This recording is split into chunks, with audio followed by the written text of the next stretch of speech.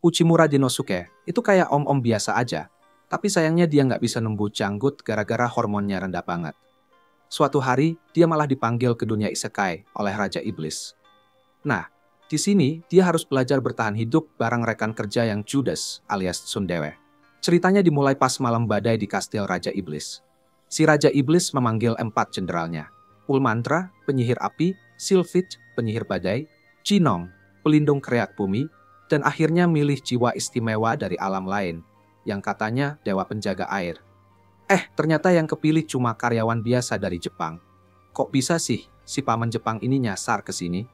Cerita dimulai kayak anak kuliahan baru lulus lainnya. Si Uchimura sibuk banget nyari kerjaan. Akhirnya, setelah si Uchimura dapat kerjaan, dia kerja keras banget, tapi tetap nggak dianggap sama bosnya.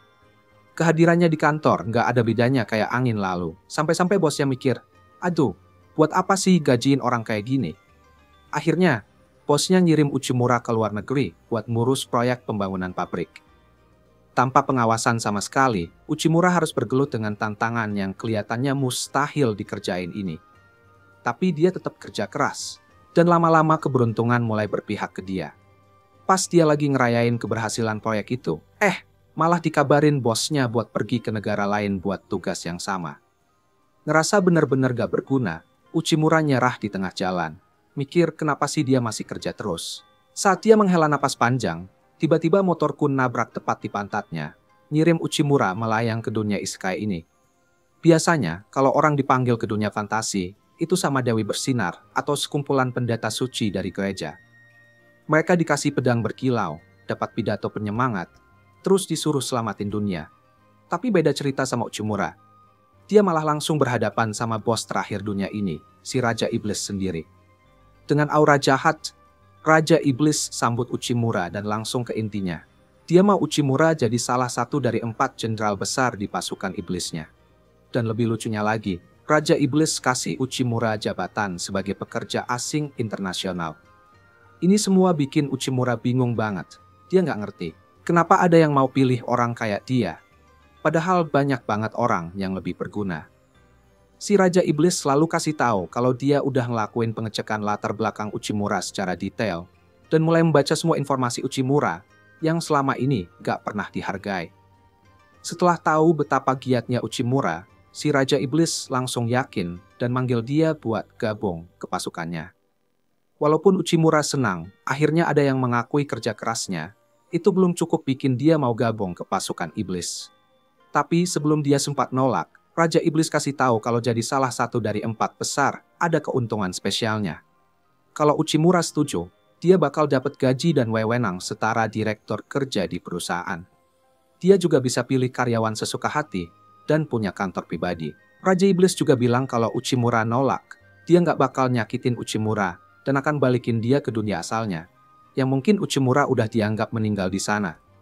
Setidaknya Raja Iblis ini nggak maksa Uchimura ngapa-ngapain dan menghargai hak karyawan. Semua sikap baik ini bikin Uchimura sadar kalau dia nggak bakal dapat bos yang lebih baik dari ini. Kalau ingat masa-masanya di bumi, Uchimura cuma bisa ingat gimana dia baikan sama orang-orang di sekitarnya. Sampai dia yakin kalau dirinya memang nggak cukup baik. Jadi dia nyaranin Raja Iblis buat menarik tawarannya. Tapi Raja Iblis malah percaya sebaliknya, dan dengan tegas nyaranin Uchimura buat lupa sama omong kosong orang-orang di sekitarnya, dengan menyebut mereka bodoh yang gak pernah hargai ketekunan seorang pekerja. Raja Iblis berdiri dari tahtanya buat kasih pidato terakhirnya, janjiin Uchimura kalau dia bakal bantu dia capai potensinya, dan meyakinkan dia bahwa dengan bekerja sama, mereka akan mencapai hal-hal hebat di dunia fantasi ini. Sebelum Uchimura bisa memberi jawaban atas tawaran yang keren ini, Ulmandra menyela dan bilang kalau dia nggak yakin manusia lemah bisa melayani Raja Iblis yang super kuat. Sylphid dan Jinong juga setuju sama Ulmandra dan menolak keputusan rajanya. Jadi, untuk membuktikan ketiga bawahannya kalau Uchimura punya kemampuan yang diperlukan, Raja Iblis menyuruh mereka untuk menguji kemampuannya. Ulmandra langsung semangat banget, sampai-sampai nggak dengar instruksi rajanya dengan jelas, dan langsung menyerang Uchimura dengan sekuat tenaga. Sampai-sampai Uchimura langsung pingsan cuma dari gelombang energinya aja. Untungnya, Raja Iblis berhasil menghentikan Ulmandra tepat waktu sebelum dia menyakiti pria malang ini, dan bilang sama ketiga bawahannya bahwa Uchimura ini cuma manusia biasa tanpa kekuatan super. Ini bikin bingung. Soalnya kenapa sih ada yang ngerekrut orang tanpa kekuatan buat pimpin pasukan? Raja Iblis lalu jelasinnya, bilang kalau dia menghargai kecerdasan Uchimura, yang jelas-jelas nggak ada di anggota 4 besarnya yang lain. Sebelum dia bisa jelasin lebih lanjut, Uchimura terbangun dan langsung minta ampun sama Raja Iblis, karena dia nggak mau mati di tangan cewek cantik ini. Raja Iblis menenangkan Uchimura, bilang dia nggak memanggil Uchimura ke sini untuk memanfaatkan kekuatan fisiknya yang nggak ada, tapi justru kecerdasannya. Nah, soal ujiannya, Raja menjelaskan bahwa ini bakalan jadi uji kecerdasan. Untuk menjelaskan kenapa dia butuh orang yang pintar, Raja Iblis mulai ungkapin rencananya untuk bergabung dengan iblis-iblis lain. Berbicara tentang ras-ras berbeda yang mengelilingi wilayah mereka, seperti salamander dan manusia serigala. Tapi sayangnya, negosiasi mereka gak berjalan mulus dengan ras-ras lain, karena para negosiatornya kekurangan kecerdasan yang dibutuhkan untuk memenangkan hati ras lain. Jadi, untuk membuktikan apakah Uchimura layak jadi salah satu dari 4 besar, Raja Iblis kasih dia ujian. Tugasnya adalah meyakinkan para Minotaur untuk bergabung dengan pasukan iblis dengan cara mendapatkan kepercayaan mereka. Negosiator sebelumnya adalah Ulmandra. Jadi kalau Uchimura punya pertanyaan, Raja Iblis bilang dia bisa tanya Ulmandra sebelum pergi. Bersama Ulmandra, Uchimura lewat dekat ruang penjara saat mereka mendekati kamar Lord Talius. Di tengah jalan, si Ulmandra yang berambut merah dan agresif itu dorong dia buat cepat jalan dan bilang jangan kayak nenek-nenek. Uchimura kelihatan ketakutan dengan kehadiran dia. Sementara itu, Ulmandra percaya bahwa Uchimura nggak punya kesempatan buat lulus ujian ini. Meskipun Uchimura punya tekad yang kuat, dia mulai sadar kalau dia cuma karyawan biasa yang nggak punya sihir atau kekuatan apapun. Dia sendiri merasa hal ini bikin sulit banget buat dianggap sebagai bagian dari 4 besar. Tapi dia bertekad untuk terus berusaha setelah ingat kata-kata raja yang bilang, supaya jangan peduli sama perkataan dari atasannya sebelumnya. Kata-kata itu bikin dia yakin kalau raja butuh jasanya. Dan karena ini selalu jadi impiannya untuk kerja sama bos yang menghargai dia nggak mau sia-siakan kesempatan ini buat dapetin pekerjaan yang bagus. Dengan tugas ini, dia berharap bisa memenuhi ekspektasi raja sambil merenung dalam kenyamanannya sendiri. Namun, momen ketidaknyamanan tiba saat mereka sampai di depan Lord Talius, kepala Minotaur, dan melihat betapa besarnya pintu itu. Melihat seberapa besar pintu itu bikin Uchimura berkeringat dan ketakutan. Buat ngatasi rasa ingin tahunya, Ulmandra nyaranin dia buat buka pintunya. Tapi dia juga ngingetin kalau Minotaur itu bisa sangat agresif dan bisa sampai menginjak Uchimura hingga jadi karpet. Dengar ini, Uchimura langsung mikir ulang tentang pilihan kariernya. Sebelum dia sempat berubah pikiran, Ulmandra sudah membuka pintunya. Melihat cahaya terang bersinar melalui pintu, Uchimura berusaha menyingkirkan semua pikiran negatif yang pernah dia dengar. Dan dia bertekad untuk lulus ujian ini, gak peduli apapun yang terjadi. Saat pintu sepenuhnya terbuka, dia melihat Minotaur raksasa berdiri di sana dan langsung panik luar biasa. Dalam benaknya, dia langsung membayangkan diri dia diinjak hingga jadi karpet lantai, seperti yang Ulmandra bilang tadi. Tapi setelah itu, dia langsung berusaha untuk tenang kembali. Melihat betapa takutnya Uchimura, Ulmandra menawarkan diri untuk membantu negosiasi. Dia maju ke depan Lord Talius dan bilang supaya raja melihat bagaimana seorang profesional melakukan tugasnya. Semua orang pasti berharap dia bisa menyelesaikan semuanya dengan cepat kan? Tapi kenyataannya malah kebalik. Awalnya, dia mulai dengan tenang dan santai, bikin Uchimura percaya kalau dia tahu apa yang dia lakukan. Namun dalam sekejap mata, semuanya jadi kacau balau, dan dia mulai teriak dengan suara keras. Keduanya mulai berteriak satu sama lain. Dari situ, Uchimura menyadari bahwa Ulmandra sama sekali nggak punya pengalaman dalam bernegosiasi. Setelah berlama-lama saling teriak, akhirnya mereka diusir oleh Lord Talius, supaya Ulmandra nggak malu dengan cara negosiasinya yang seadanya. Ulmandra kasih tahu Uchimura bahwa negosiasi berjalan lumayan baik di awal. Setelah itu, Lord Talius tetap bilang tidak. Dia mengklaim bahwa itulah yang bikin negosiasi berakhir. Sebagai pembelaan, Ulmandra terus-menerus menyiratkan bahwa Lord Talius mendengar syarat-syarat yang dia ajukan, tapi tetap bilang tidak setelahnya. Dia menyalahkan Thalios karena keras kepala dan gak mau negosiasi ini maju. Karena cara dia gak berhasil, dia menyerahkan semuanya kepada Uchimura untuk melanjutkan dari sini. Mendengar suara marah dari dalam kamar kepala Minotaur itu, Uchimura memutuskan untuk kabur dan kembali lagi setelah dia memikirkan rencana. Bayangan Minotaur yang menakutkan terus menghantuinya dan bikin dia susah berpikir. Dia penasaran apakah dia bisa berkomunikasi dengan kuburan besar yang penuh kebencian itu. Untuk menenangkan pikirannya, dia pergi ke bar dan pesan minuman. Di sana dia ingat momen di kehidupannya yang dulu sebagai karyawan, di mana klien-kliennya terus bilang tidak saat negosiasi. Dia teringat momen itu dan bagaimana akhirnya semuanya bisa berjalan baik untuknya. Dia meneguk minumannya dan langsung menuju kamar bos Minotaur untuk memulai negosiasi. Sementara dia berusaha melakukan ini, Ulmandra tiba di kamar raja untuk memberitahu tentang ketidakbecusan Uchimura. Meskipun dia berusaha keras meyakinkan raja bahwa Uchimura adalah pilihan yang buruk, raja tetap menyuruhnya untuk sabar dan lihat saja. Dengan terburu-buru, dia kembali ke kamar Lord Thalios dan menemukan Uchimura yang lagi mengumpulkan jerami dalam sebuah karung. Dia menyebut itu sampah dan pengen tahu apa yang ingin Uchimura lakukan dengan barang itu. Uchimura bilang bahwa dia mau menggunakan itu dalam pembicaraannya dengan Lord Thalios. Dengar ini, Ulmandra bilang kalau Thalios itu susah banget diajak negosiasi. Tapi Uchimura meyakinkan dia bahwa mereka belum mulai negosiasi sama sekali. Dia menjelaskan kalau negosiasi itu bukan tergantung ukuran klien, tapi bagaimana mengisi kesenjangan kognitif antara negosiator dan klien. Untuk menutup kesenjangan itu, dia bilang harus ada kontak mata. Setelah bilang semua ini, dia bersiap-siap untuk masuk ke kamar dengan karung berisi jerami dan meyakinkan Ulmandra bahwa dia akan bikin semua ini berhasil, apapun yang terjadi. Melihat betapa beraninya Uchimura sekarang, Ulmandra sadar kalau dia sudah bukan laki-laki penakut yang dulu lagi. Keesokan paginya, Ulmandra masuk menerobos kamar Lord Thalios untuk mencari Uchimura karena dia nggak dengar kabar dari dia semalaman. Begitu masuk, dia mendapati jerami berserakan di mana-mana dan mengira kalau negosiasinya gagal total. Namun, Uchimura memberitahu dia bahwa Lord Thalios sedang bersama raja untuk menyelesaikan perjanjian penggabungan mereka. Mendengar ini, Ulmandra langsung kaget banget, nggak percaya kalau Uchimura bisa berhasil ini semua dalam semalam. Dia pengen tahu gimana cara dia melakukannya. Uchimura pun menjelaskan bahwa Lord Thalios sebenarnya dari awal udah terbuka untuk negosiasi. Tapi dia cuma terus bilang tidak, dan membuat Ulmandra kesal dan lihat bagaimana dia mengatasi situasi itu. Dan saat itu terjadi, dia selalu pergi, percaya bahwa negosiasi sudah gagal total. Setelah ngobrol sama raja, Lord Thalios mendekati Uchimura dan Ulmandra, minta maaf karena udah bersikap kasar.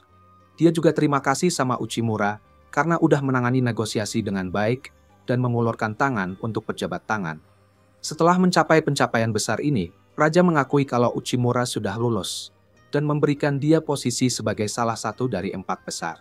Dia kemudian memberikan Uchimura sebuah gelang emas yang menandakan awal tugasnya sebagai pekerja asing kerajaan. Melihat ini, Ulmandra akhirnya menerima Uchimura, meskipun dia tetap menunjukkan keraguannya terhadap kemampuan Uchimura. Tapi karena masih banyak negosiasi yang harus dilakukan, mereka berdua akhirnya berangkat. Raja Iblis senang melihat mereka berdua kini bekerja sama. Dia berharap Uchimura dan Ulmandra bisa membantu membuat pasukannya sekuat yang seharusnya. Akhirnya Genosuke mulai betah jadi salah satu jenderal iblis. Sekarang dia punya kantor sendiri dan bos yang mendukung. Tapi ya, masih perlu waktu buat benar-benar terbiasa sama tempat ini. Karena secara resmi udah jadi jenderal iblis, dia ngerasa perlu kenalan nih sama jenderal lainnya. Jadi dia pun ke kamar Sylphid dan ketuk pintunya. Pas pintunya dibuka, yang jawab malah cewek yang nanya dia mau ngapain. Genosuke bilang kalau dia mau kenalan sama Sylphid. Cewek itu langsung bilang dengan ketus kalau dia asistennya Sylphid, dan bilang kalau Sylphid orang yang sangat sibuk, jadi dia nggak bisa ganggu sekarang. Genosuke jadi agak kecewa, tapi dia sadar sih bakal ada aja tantangan dari jenderal iblis lainnya. Jadi dia putusin buat balik lagi aja nanti dan coba lagi. Tapi sebelum dia pergi, tiba-tiba Ulmandra nyamperin dia karena ada hal penting yang mau disampaikan. Ternyata, Raja Iblis punya tugas baru buat Genosuke. Jadi dia langsung ketemu sama Raja Iblis dan diberitahu tentang kesepakatan baru yang sedang dikerjakan. Biar pasukan iblis makin kuat, dia butuh dukungan dari semua negeri demi human di sekitarnya. Nah, di antara semua negeri itu, suku Ogre paling berpengaruh. Mereka punya kekuatan militer yang setara sama pasukan iblis, jadi kalau sampai mereka jadi musuh, bakal jadi ancaman serius buat kerajaan iblis. Makanya, Raja Iblis pengen banget negosiasi gabung pasukan sama mereka. Tapi Ogre terkenal susah diajak negosiasi, jadi belum ada keputusan apa-apa. Tapi dengan Denosuke yang pegang urusan ini, Raja Iblis yakin dia bakal bisa mencapai kesepakatan sama mereka. Jadi, Raja Iblis ngasih Denosuke kewenangan penuh buat ngurusin ini. Denosuke senang banget ngeliat Raja Iblis percaya banget sama dia, meskipun ada kemungkinan bisa bahaya kalau sendirian ke tempat Ogre. Jadi, Ulmandra nawarin diri buat jagain dia ke suku Ogre. Tapi, sebelum itu, Denosuke bilang dia mau ketemu dulu sama Jinom, karena Jinom yang pegang urusan divisi demi human clan Ogre. Ulmandra setuju perkataan Denosuke itu benar, tapi dia ogah banget deket-deket sama Jinom, karena mereka punya masalah turun-temurun. Jadi, dia bilang mau ngecek kereta kuda aja, sementara Denosuke ngobrol sama Jinom. Denosuke pun pergi ke lapangan latihan, di mana Jinom lagi ngadain sesi latihan harian. Dia terpukau lihat Jinom, nggak cuma bikin anak buahnya jago bertarung, tapi juga semangat mereka terjaga banget. Setelah sesi latihannya selesai, Jinom berbalik ke arah Denosuke dan nanya dia butuh apa. Denosuke bilang dia mau tanya soal suku Ogre, meski Jinom nggak tahu banyak. Dia bilang kalau pemimpin Ogre terkenal susah banget diajak ngobrol. Jadi, Denosuke mungkin bakal susah negosiasi sama mereka. Jinom bilang dia nggak bisa bantu banyak untuk urusan ini, dan dia juga nggak mau kerja sama Ulmandra sama sekali. Jadi dia minta Denosuke untuk segera pergi dari situ. Denosuke bahkan nggak sadar kalau Ulmandra udah berdiri di belakangnya. Jadi dia nanya kenapa Ulmandra ada di situ, dan kenapa dia kelihatan marah banget. Ulmandra bilang dia udah selesai ngecek kereta dan datang buat jemput Denosuke, karena khawatir sama dia. Tapi dia nggak bisa nahan emosinya begitu ngeliat Jinom. Jadi mereka berdua mulai berdebat. Denosuke mulai khawatir, lihat betapa bencinya Ulmandra dan Jinom satu sama lain. Akhirnya, Denosuke dan Ulmandra nyampe di kastil Ogre. Tapi sebelum bisa masuk, mereka dihentikan di gerbang dan disuruh nunggu sampai Ogre ngasih izin buat masuk. Ulmandra merasa konyol harus nunggu di luar lama banget, tapi Denosuke ngerti kalau ini cuma trik Ogre biar mereka kehilangan kesabaran dan susah buat negosiasi. Makanya penting banget buat tetap tenang, tapi Ulmandra udah hampir meledak marah. Untungnya sebelum dia bertindak, asistennya datang dan bilang kalau mereka udah boleh masuk. Tapi pas mereka masuk, Denosuke langsung ngeliat kalau kastil Ogre kelihatan berantakan banget. Akhirnya, mereka masuk di ruang tahta Ogre dan berhadapan langsung dengan Ogre itu sendiri. Tapi, begitu Ulmandra mau mulai negosiasi, dia disuruh diam. Ogre bilang dia nggak peduli kenapa mereka ada di sana, dan dia nggak bakal dengerin apa yang mereka mau bilang kecuali mereka datang buat jadi anak buah entah. Dalam hal itu, mungkin dia mau denger, tapi cuma kalau mereka setuju buat bunuh pemimpin mereka, si Raja Iblis. Ulmandra nggak percaya dengan omong kosong yang baru dia dengar dari Ogre, jadi dia hampir meledak sekarang juga. Tapi Denosuke cepat-cepat pegang tangannya dan bilang supaya dia tenang, karena tepat seperti itulah reaksi yang diharapkan Ogre. Lalu dia balik ke Ogre, dan dengan nada paling sopan seperti pebisnis, dia bilang kalau dia sama Ulmandra mau keluar sebentar ngobrol. Di luar, Ulmandra lepaskan semua kemarahannya dan mengutuk keberadaan Ogre yang berani ngomong kayak gitu. Dia bilang, kau berani sekali menantang kita, Ogre. Siapa kau sebenarnya? Ulmandra udah siap banget buat balik ke dalam dan serang kepala klan Ogre. Tapi Denosuke ngebujuk dia buat tenang. Dia bilang mereka nggak boleh reaktif sama provokasi Ogre, karena itu yang dia mau. Ogre sengaja ngomong hal-hal yang bikin mereka marah supaya mereka bikin keributan. Dan akhirnya negosiasi jadi gagal. Dengan begitu, dia bisa nyalahin kegagalan itu ke mereka berdua dan menyerang balik pasukan Raja Iblis. Sekarang Ulmandra paham apa yang mau dilakukan Ogre. Dia memutuskan untuk menenangkan diri, meskipun dia tetap jengkel banget karena Ogre udah menghina Raja Iblis. Jujur, Denosuke juga merasa marah, tapi bertindak berdasarkan kemarahan itu malah bakal merugikan peluang mereka untuk sukses di sini. Jadi mereka harus hati-hati dalam merespons. Tapi, meskipun udah begitu, Ogre masih nggak mau bernegosiasi, jadi mereka juga nggak banyak bisa bertindak saat ini. Tiba-tiba, cewek yang tadi muncul lagi, dan dia ngenalin diri sebagai anaknya Ogre, namanya Orly. Dia tahu ini mungkin terkesan kurang sopan, tapi dia punya permohonan, jadi dia minta bantuan Denosuke dan Ulmandra untuk menghadapi ayahnya. Orly nuntun Denosuke dan Ulmandra ke sebuah ruangan kosong, dan menjelaskan kalau ini adalah ruang penyimpanan makanan. Dan seperti yang bisa mereka lihat, ruangan ini nggak ada makanan sama sekali. Suku Ogre dikenal karena kekuatan dan pengaruhnya di kalangan demi-human. Tapi belakangan ini, mereka mengalami kesulitan finansial yang parah. Bahkan banyak dari orang-orang mereka yang kesulitan cari makan. Denosuke udah curiga kalau ada yang nggak beres. Soalnya pas mereka masuk, dia ngelihat kondisi perlengkapan suku Ogre yang jelek banget. Ditambah lagi suasana kastil yang dingin dan kosong. Situasi kayak gini biasanya terjadi ketika perusahaan besar mulai menurun. Mereka bikin semua orang berpikir kalau semuanya baik-baik saja. Tapi di dalam, mereka hampir bangkrut.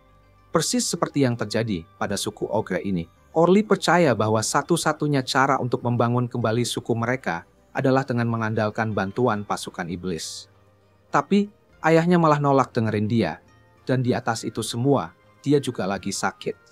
Mereka udah berusaha ngumpetin fakta ini, makanya dia minta Ulmandra dan Denosuke nunggu di luar, sementara mereka nyiapin ayahnya untuk pertemuan.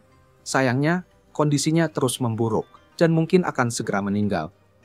Jika Ogre sampai meninggal dengan keadaan seperti sekarang, itu bakal jadi akhir suku mereka. Jadi, dia minta tolong sama Denosuke untuk membantu dia. Denosuke bilang dia paham kekhawatirannya, tapi dia juga mengingatkan Orly buat lebih hati-hati dengan informasi penting kayak gini.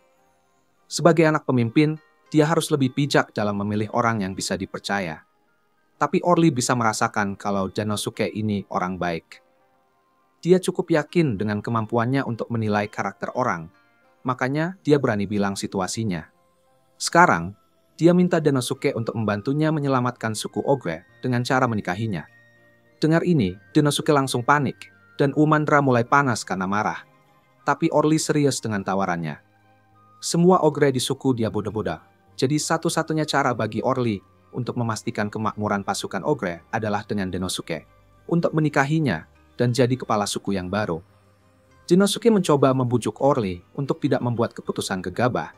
Tapi Orly yakin bahwa ini satu-satunya cara buat menyelamatkan suku Ogre. Jadi dia siap untuk meresmikan pernikahan mereka segera. Tapi Ulmandra gak ngebolehin itu terjadi. Malamnya, Denosuke lagi duduk di kantornya dan merenung tentang gimana caranya keluar dari semua kekacauan ini. Karena Ogre menolak bernegosiasi dan malah mau menikah sama dia. Dia nggak bisa gagal di tugas keduanya dari Raja Iblis. Jadi dia memutuskan buat pergi ke bar biar bisa menenangkan pikiran. Tapi kali ini dia nggak sendiri, karena versi imajinasinya Ulmandra duduk di meja sebelah. Berdebat sama bartender tentang mana yang lebih keren, gorila atau singa. Secara realistis, gorila bisa ngalahin singa kapanpun. Tapi Ulmandra balas dengan bilang kalau singa itu lebih keren karena sekelompok singa disebut kebanggaan. Begitu Denosuke dengar itu, dia langsung keluar dari lamunan. Dan tiba-tiba punya ide cemerlang tentang gimana cara ngadepin masalah ini. Paginya Denosuke manggil Ulmandra keluar dan minta maaf karena udah bangunin dia terlalu pagi. Tapi dia butuh bantuan Ulmandra supaya mereka bisa mulai negosiasi. Tapi, buat rencana Denosuke berhasil, mereka perlu pergi ke tempat lain dulu. Kalau semuanya berjalan lancar, sekarang Ogre yang bakal minta-minta untuk ngadain pertemuan negosiasi. 1 minggu kemudian, Denosuke dan Ulmandra dipanggil masuk ke ruang tahta kepala suku, persis seperti yang direncanakan Denosuke, dan Ogre kelihatan sangat marah. Dia baru tahu kalau semua suku di sekitar udah bikin aliansi sama pasukan iblis dalam seminggu terakhir. Dan dia mau penjelasan. Minggu lalu, Denosuke udah kasih tahu Ulmandra tentang rencananya untuk merekrut suku-suku yang lebih kecil dulu. Ketimbang berusaha meyakinkan Ogre. Ini sih seharusnya tidak sulit, karena sama seperti suku Ogre, suku-suku lain juga lagi berjuang mengatasi kekurangan makanan. Jadi mereka bisa dipengaruhi oleh janji dukungan. Ulmandra paham dengan rencana Denosuke.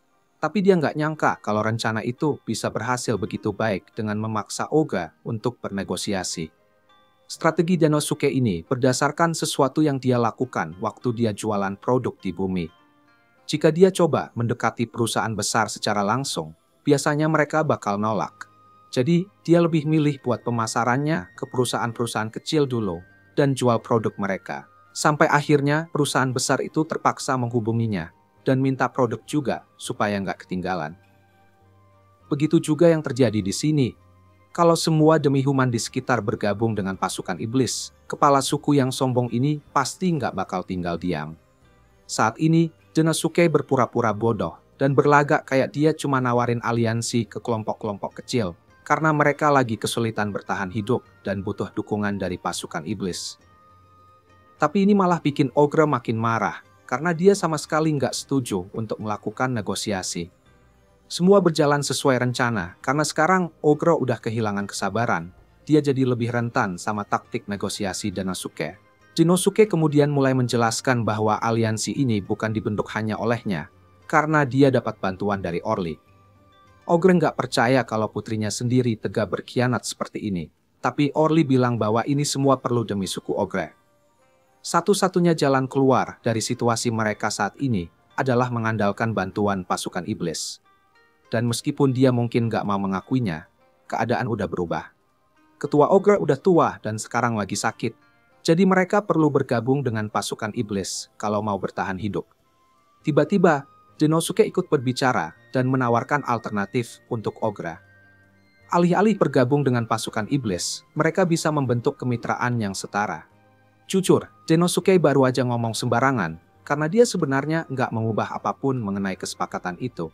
Tapi kalau dia bilang ini kemitraan yang setara, kepala suku Ogre yang sombong pasti bakal lebih mau menerima tawaran itu. Seperti yang diperkirakan, Ogre kelihatan nggak menolak ide ini, tapi dia minta mereka untuk memberi dia waktu untuk memikirkan semuanya. Beberapa hari kemudian, Ulmandra berlari masuk ke kantor Denosuke buat ngasih kabar baik. Dia bilang kalau Ogre baru saja setuju untuk beraliansi dengan pasukan iblis, dan itu berita bagus banget. Tapi saat ini, Denosuke lebih punya banyak hal penting yang harus dipikirkan. Raja Iblis udah bilang dia harus cari asisten untuk dirinya sendiri. Jadi, dia udah habisin beberapa hari terakhir ini buat ngebaca aplikasi mencari orang yang tepat. Jujur aja, dia pengen banget bisa milih Ulmandra karena dia sangat bisa diandalkan. Ulmandra salah paham dan mengira itu sebagai cara Denosuke ngelamar dia. Jadi dia sedikit malu. Tiba-tiba, ada ketukan lain di pintu. Denosuke pergi untuk ngecek siapa itu dan mendapati Orly di sana. Orly bilang, dia datang untuk bertindak sebagai perwakilan dari suku Ogre untuk aliansi mereka dengan pasukan iblis.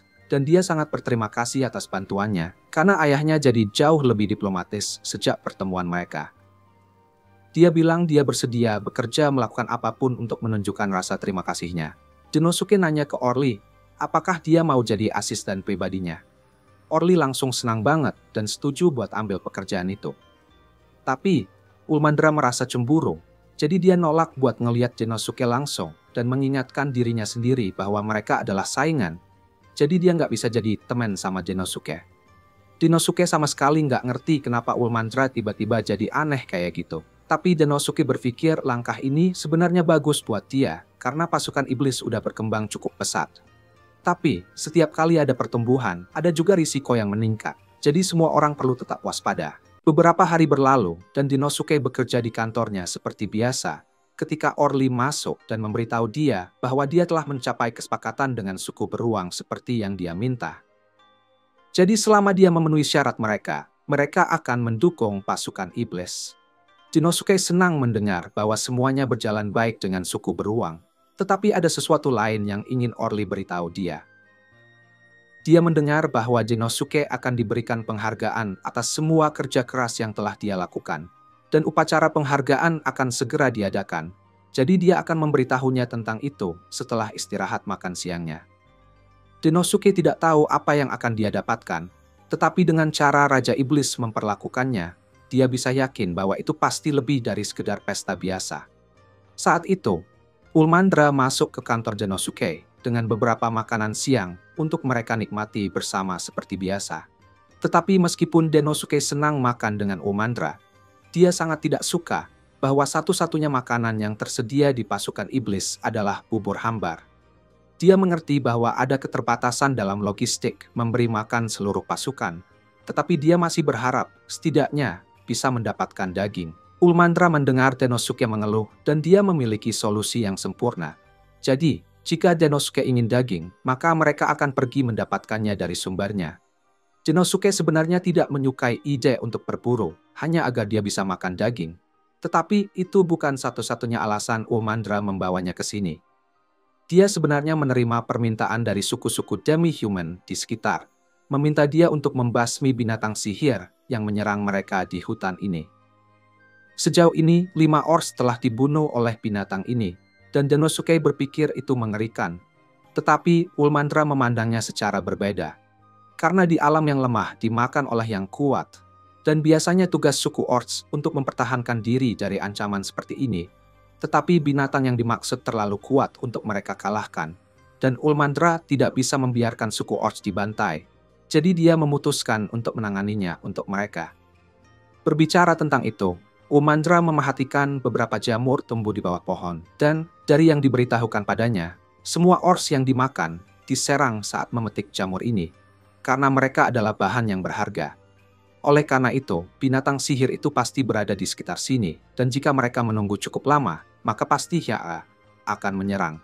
Ternyata, mereka tidak harus menunggu lama, karena babi hutan muncul di belakangnya. Jadi, Ulmandra memberitahu Denosuke untuk berlindung sementara dia menangani ini. Dia melompat ke udara dan menendang wajah babi hutan tersebut ke tanah. Namun sebagai balasan, babi hutan itu mulai menggunakan tanduknya untuk melempar batu ke Ulmandra. Dan meskipun dia bisa dengan mudah menghindarinya, tetapi Denosuke berpikir mungkin Ulmandra juga takut. Babi itu mulai menabrak pohon dan menuju langsung ke arah Ulmandra. Tetapi sebelum dia kena serangan, Ulmandra mendaratkan pukulan di perut babi itu. Dari apa yang bisa dilihat, jelas bagi Denosuke bahwa Ulmandra itu kuat. Tetapi sejauh ini tidak ada serangannya yang fatal. Ini tidak akan masalah jika ini hanya perkelahian biasa. Tetapi sekarang, tujuan mereka adalah memburu makhluk ini. Jadi yang kurang darinya adalah kekuatan membunuh. Babi itu memiliki taring tajam untuk menyerang. Jadi satu kesalahan pada bagian Ulmandra bisa berakibat fatal. Namun, pukulannya hanya memberikan luka ringan. Jadi jika dia akan mengakhiri ini dengan cepat, maka Denosuke berpikir dia membutuhkan senjata. Dia benar tentang pukulan Ulmandra yang tidak cukup kuat untuk membunuh makhluk ini seperti sekarang. Tetapi dia telah menahan diri sejauh ini. Dia tidak suka menggunakan kekuatan yang sebenarnya, karena butuh waktu lama untuk pulih dari efeknya. Tetapi dia tidak akan bisa membunuh makhluk ini kalau tidak serius. Babi itu mencoba menyerangnya lagi, tetapi kali ini Ulmandra dapat menghentikannya dengan satu tangan. Dia bisa dengan mudah membunuhnya dengan satu serangan, tetapi itu mungkin merusak dagingnya. Jadi dia mengangkatnya dan mematahkan lehernya. Sekarang babi itu mati. Ulmandra memberitahu Denosuke bahwa mereka bisa makan daging sekarang. Tetapi jujur, Denosuke sudah kehilangan nafsu makannya. Mereka menyeret tubuh babi itu ke desa Orts, agar mereka bisa menunjukkan kepada penduduk desa bahwa babi itu telah ditangani. Dan semua penduduk desa sangat berterima kasih atas apa yang Ulmandra lakukan, serta terkesan bahwa dia bisa mengalahkannya sendirian. Ulmandra benar-benar menikmati semua pujian ini. Tetapi, terlepas dari itu, jarang mendapatkan daging sebanyak ini. Jadi, Ulmandra mengundang seluruh desa untuk berbagi babi dengan dia. Penduduk desa semuanya bersemangat. Tetapi Denosuke tidak percaya mereka benar-benar baik-baik saja untuk makan daging babi hutan, karena para ajin itu mirip dengan babi hutan itu. Namun dia bahkan lebih terkejut ketika dia mendengar Ulmandra berkata, dia akan memasak daging itu. Dia bertanya padanya, apakah dia benar-benar serius tentang memasak. Jadi Ulmandra menawarkan untuk memberinya cita rasa makanan buatannya. Denosuke sebenarnya mulai bersemangat, karena Ulmandra membuatnya terdengar begitu enak. Tetapi ketika dia bertanya padanya bagaimana dia berencana memasak, Ulmandra hanya melempar bola api ke babinya. Hasilnya adalah potongan daging hitam legam, dan dari tampang Denosuke, terlihat bahwa ini benar-benar menjijikkan. Ulmandra memintanya untuk mencoba memakannya, karena itu lebih baik daripada kelihatannya. Tetapi saat Denosuke menggigit dan rasanya seburuk kelihatannya. Rasanya seperti seseorang menuangkan bensin ke mulutnya, dan dia dengan jujur lebih memilih kelaparan daripada harus menderita makanan ini. Ulmandra mengatakan bahwa itu tidak sopan untuk menghina masakan seseorang seperti itu. Tetapi Janosuke mengatakan bahwa itu tidak sopan untuk menyebut apa yang baru dia lakukan itu memasak. Dia telah menahan perbedaan budaya hidup di dunia baru sejauh ini. Tetapi ini terlalu banyak untuk dia tangani. Jadi dia bertanya apakah semua orang bisa membiarkannya menangani memasak mulai sekarang.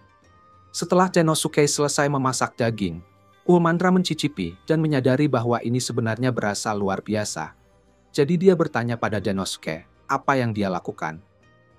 Dia menjelaskan bahwa pertama-tama dia merendam daging babi dalam air untuk mengeluarkan semua darah. Kemudian dia memanggangnya perlahan untuk menghilangkan semua lemak berlebih. Dan akhirnya menambahkannya ke sup membantu menghilangkan bau yang tidak enak. Dia menawarkan untuk mengajari penduduk desa jika mereka ingin belajar. Dan penduduk desa senang bahwa salah satu jenderal iblis begitu bijaksana.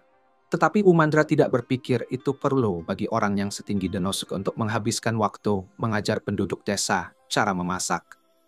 Janosuke memberitahunya bahwa dia salah karena pekerjaannya adalah meningkatkan pasukan iblis. Dan langkah besar dalam perkembangan peradaban adalah kemajuan kuliner mereka. Wajar bagi orang yang sering makan daging untuk mencari cara berbeda untuk meningkatkan rasanya. Tetapi, karena daging sangat langka di sini, tidak ada yang bisa mengambil risiko dengan mencoba-coba. Dengan kata lain, negara ini miskin dan kurang pengetahuan. Kedengarannya kasar saat dia mengatakannya dengan cara itu. Tetapi Ulmandra tidak bisa membantah karena dia benar. Negara ini sebagian besar gersang dan dibandingkan dengan negara-negara sekitarnya, cukup lemah. Tetapi itulah mengapa mereka harus bekerja keras untuk membuat perubahan sebagai bagian dari 4 besar. Karena mereka sudah selesai di sini, Ulmandra menyarankan bahwa mereka harus kembali ke kastil. Tetapi Janosuke berpikir itu bukan ide yang baik karena sudah gelap di luar. Namun Ulmandra memberitahunya bahwa itu tidak akan menjadi masalah karena dia bisa menerangi jalan mereka dengan bola api ini. Dia sangat bangga dengan keahlian sihirnya karena itu adalah suatu kemampuan yang unik bagi para iblis, dan Janosuke cukup terkesan. Wajar jika setengah manusia yang tidak bisa menggunakan sihir melatihnya ulang untuk menjadi pejuang yang efektif. Sementara iblis seperti Ulmandra bisa mengandalkan sihirnya saja, yang menurutnya bahwa Ulmandra perlu sedikit meningkatkan teknik bertarungnya. Misalnya, meskipun kekuatan serangannya meningkat secara drastis, ketika dia menggunakan kekuatan sejati untuk mengubah bentuk tubuhnya, dibutuhkan waktu untuk tubuhnya untuk pulih setelahnya. Jadi dia menyarankan bahwa dia harus membawa senjata bersama untuk membantu dalam pertarungan berikutnya. Dia juga menyarankan bahwa dia harus mengenakan baju besi yang lebih banyak menutupi tubuhnya. Tetapi setelah dia mengatakannya, Ulmandra berhenti dan mematikan cahayanya. Dia mengerti bahwa Janosuke mungkin benar, tapi fokusnya pada efisiensi menghina dia. Jadi perkataan Janosuke buat dia sangat marah. Dia meninggalkan Janosuke di hutan, dan Janosuke bertanya-tanya mengapa dia marah. Tetapi sebelum itu, dia pasti dimakan jika dia tetap di hutan ini. Jadi dia lari kembali ke desa Orts untuk mendapatkan perlindungan. Keesokan paginya, Janosuke bertemu dengan Raja Iblis untuk memberikan laporan tentang misi tersebut. Dan Raja Iblis memberi selamat atas keberhasilannya. Tapi dia mendengar bahwa Ulmandra kembali tadi malam. Sementara Janosuke baru tiba pagi ini sambil diantar oleh para orc. Jadi dia ingin tahu apakah ada sesuatu yang buruk terjadi antara dia dan Ulmandra. Janosuke menjadi emosional dan berkata, dia tidak layak menjadi salah satu jenderal pasukan iblis. Raja Iblis memintanya untuk tenang dan menjelaskan apa yang terjadi. Jadi Janosuke menceritakan semuanya.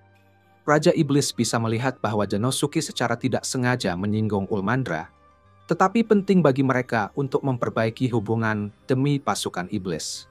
Jadi dia memerintahkan Janosuke untuk mencari cara untuk perbaikan dengan Ulmandra, tetapi itu lebih mudah diucapkan daripada dilakukan.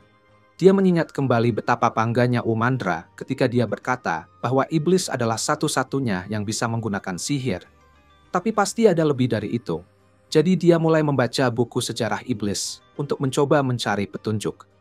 Dia segera menemukan bab yang membahas tentang betapa pentingnya tubuh bugar untuk kekuatan sihir iblis. Itulah sebabnya iblis sangat bangga dengan tubuh mereka dan sering memakai pakaian yang sangat terbuka. Genosuke sekarang mengerti kenapa Ulmandra sangat marah.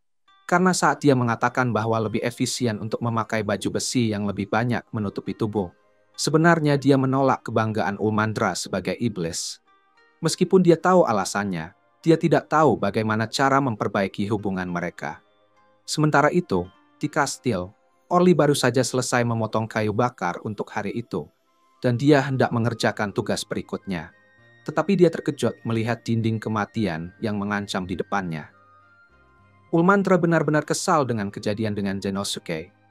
Jadi ketika dia melihat Orly, dia berlari ke arahnya, menangis bahwa Genosuke membencinya dan menolak memuji tubuhnya. Orly awalnya tidak tahu apa yang terjadi, tapi setelah Ulmandra menjelaskan, dia menyadari dari mana kesalahpahaman itu mungkin berasal. Dia memberitahu Ulmandra bahwa sebagai manusia, nilai-nilai Genosuke sangat berbeda dari mereka. Khususnya, Orly tahu bahwa Genosuke tidak berpikir membuka tubuh adalah hal yang baik. Tetapi Ulmandra tidak bisa percaya karena dia telah membuka tubuhnya kepada Genosuke selama berminggu-minggu dan dia tidak pernah mengeluh. Orly menjelaskan bahwa Genosuke mungkin hanya berpikir Ulmandra semacam penggemar perhatian sehingga dia tidak pernah mempertanyakannya. Mendengar ini, Ulmandra tiba-tiba menyadari bahwa jika Genosuke merasa tidak nyaman dengan tubuhnya yang terbuka, maka semua gerak tubuh kasih sayang yang telah ditunjukkannya mungkin dianggap sebagai perilaku menyimpang. Dia begitu malu dan marah pada dirinya sendiri karena meninggalkan Genosuke di hutan, sehingga dia mulai membenturkan kepalanya ke lantai. Tetapi Orly memohon padanya untuk berhenti, karena lantai tidak bisa tahan lebih lama lagi. Ulmandra meminta Orly saran tentang apa yang harus dilakukannya sekarang sejak dia marah pada Genosuke tanpa alasan. Jadi Orly menceritakan sebuah percakapan yang dia miliki saat pertama kali menjadi asistennya. Dia mengatakan pada Orly bahwa dia ingin Orly tetap setia pada keinginannya apapun yang terjadi. Karena dia ingin Orly merasa bebas untuk berbicara tentang masalah yang dia hadapi, agar mereka bisa menemukan solusi bersama. Terlepas dari kesalahpahaman apapun, Orly yakin Ulmandra bisa berbaikan dengan Genosuke selama mereka membicarakannya. Akhirnya, Genosuke dan Ulmandra bertemu di tangga kastil, dan mereka berdua punya hal yang sangat penting untuk diucapkan. Jadi, Ulmandra mengatakan kepada Genosuke bahwa dia bukan wanita jalang, dia hanya ingin Genosuke memujinya. Sementara pada saat yang sama, Genosuke mengatakan padanya bahwa dia pikir tubuhnya menarik. Mereka berdua memproses apa yang telah dikatakan oleh yang lain, dan sepertinya mereka ada di halaman yang sama. Genosuke meminta maaf kepada Ulmandra. Dia tidak tahu banyak tentang iblis, dan tidak menyadari bahwa apa yang dia katakan akan menghina dia. Ulmandra menerima perminta maafannya, dan juga meminta maaf kepada Genosuke, karena bukan salahnya bahwa dia tidak tahu tentang budaya iblis. Dan meskipun dia marah, dia seharusnya tidak meninggalkan Genosuke sendirian di hutan. Genosuke hampir mati karena itu, jadi Ulmandra merasa sangat bersalah. Tetapi karena Genosuke akhirnya baik-baik saja, Genosuke mengatakan bahwa dia memaafkannya. Dia senang mereka bisa berbaikan, dan sekarang, setelah mereka mendapat kesempatan untuk belajar sedikit tentang satu sama lain, Genosuke berpikir mereka bisa menjadi rekan yang hebat. Meskipun dia masih tidak menyadari bahwa Ulmandra menafsirkan kata rekan sebagai lamaran pernikahan. Kemudian, Raja Iblis mengumpulkan semua bawahannya, karena dia memiliki pengumuman khusus untuk dibuat. Setelah membentuk aliansi dengan berbagai suku, pasukan iblisnya telah tumbuh jauh lebih kuat dari sebelumnya. Dan ini semua berkat kerja keras dari jenderal barunya, Genosuke. Jadi dengan pencapaiannya, Raja Iblis memberikan batu sihir kepadanya. Genosuke merasa sangat terhormat menerima batu yang begitu berharga, tetapi dia tidak bisa menerimanya sendirian. Tidak mungkin ini bisa terjadi jika dia tidak memiliki Ulmandra di sisinya. Jadi dia berjalan menghampirinya, berlutut, dan meminta Ulmandra menerima batu itu bersamanya. Ulmandra senang, tapi dia panik karena Genosuke melakukannya di depan umum dengan begitu banyak orang menonton. Dia tidak menyadari hal ini, tetapi di dunia ini, memberikan batu sihir kepada seorang gadis adalah definisi lamaran pernikahan. Jadi dia baru saja melamarnya di depan semua pemimpin pasukan iblis. Dan satu-satunya alasan dia tidak segera menerimanya adalah karena dia merasa malu dengan semua orang yang menyaksikan. Keesokan harinya, Uchimura dipanggil Raja Iblis. Tanpa tahu alasannya dipanggil, Uchimura malah teriak-teriak dan meminta maaf karena tidak pantas menjadi 4 jenderalnya. Dan meminta kesempatan lagi akan melakukan pekerjaannya lebih baik lagi. Bahkan dia akan melakukan pekerjaan apapun.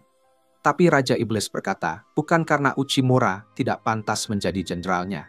Melainkan, Uchimura memiliki rasa tidak percaya diri yang berlebihan. Malah Raja Iblis memuji kinerja Uchimura yang sangat bagus. Raja Iblis menjelaskan alasan memanggil Uchimura adalah menanyakan pendapatnya tentang hubungan antara Ajin dan para iblis. Uchimura menilai hubungan mereka yang mencolok adalah kesenjangannya. Ras iblis merasa lebih unggul karena bisa menggunakan sihir. Tapi para Ajin tidak bisa menggunakan sihir, sehingga merasa tersisihkan. Raja Iblis pun mengetahui kesenjangan itu. Faktor utamanya adalah tentang bisa menggunakan sihir atau tidak. Jadi Raja Iblis meminta Uchimura untuk mencari cara agar semua ras Ajin bisa menggunakan sihir, sehingga tidak merasa tersisihkan. Uchimura menjawab dia juga tidak bisa menggunakan sihir, jadi sangat sulit baginya untuk tugas ini, dan berada di luar kendalinya. Tapi Raja Iblis menjelaskan itulah guna batu sihir yang dia berikan kemarin. Kemudian Raja Iblis memberikan batu sihir yang belum diasah, dan meminta Uchimura untuk mengasahnya dengan cara apapun yang bisa dia lakukan Uchimura. Raja Iblis juga menambahkan Uchimura akan didampingi ahli peneliti sihir. Orang itu adalah salah satu jenderalnya, si penyihir badai, Sylphid. Tapi Raja Iblis mengingatkan supaya Uchimura berhati-hati. Karena tingkah laku Sylphid tidak bisa ditebak atau bisa disebut misterius. Sylphid juga sudah diberitahu tentang menemani Uchimura dalam misi ini. Raja Iblis mengingatkan Uchimura lagi agar tidak lengah. Karena Sylphid sangat sulit untuk diatur. Dengan rasa sedikit takut dan gelisah, Uchimura menjawabnya dengan siap melakukan misi ini. Uchimura lalu keluar dari ruangan Raja Iblis. Ternyata di sana ada Ulmandra yang sedang mengawasi Uchimura dari kejauhan, karena telah mendapat misi langsung dari Raja Iblis.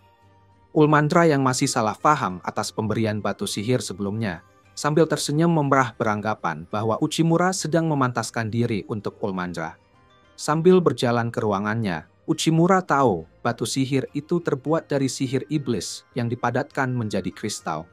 Dan dari buku yang dia baca, kandungan sihirnya yang besar bisa dijadikan sumber sihir. Kemudian Orly datang sambil membawa secangkir teh untuk Uchimura dan meminta bosnya itu agar istirahat karena selalu lembur dan selalu bekerja keras. Uchimura sih jawab mungkin akan sedikit lagi bekerjanya. Kemudian Uchimura menanyakan apa yang Orly ketahui tentang batu sihir dan menegaskan apakah Ajin bisa punya kekuatan sihir jika menggunakan batu sihir ini. Orly menjawab bisa saja. Namun sihir juga butuh teknologi, jadi kekuatan sihir saja tidak cukup.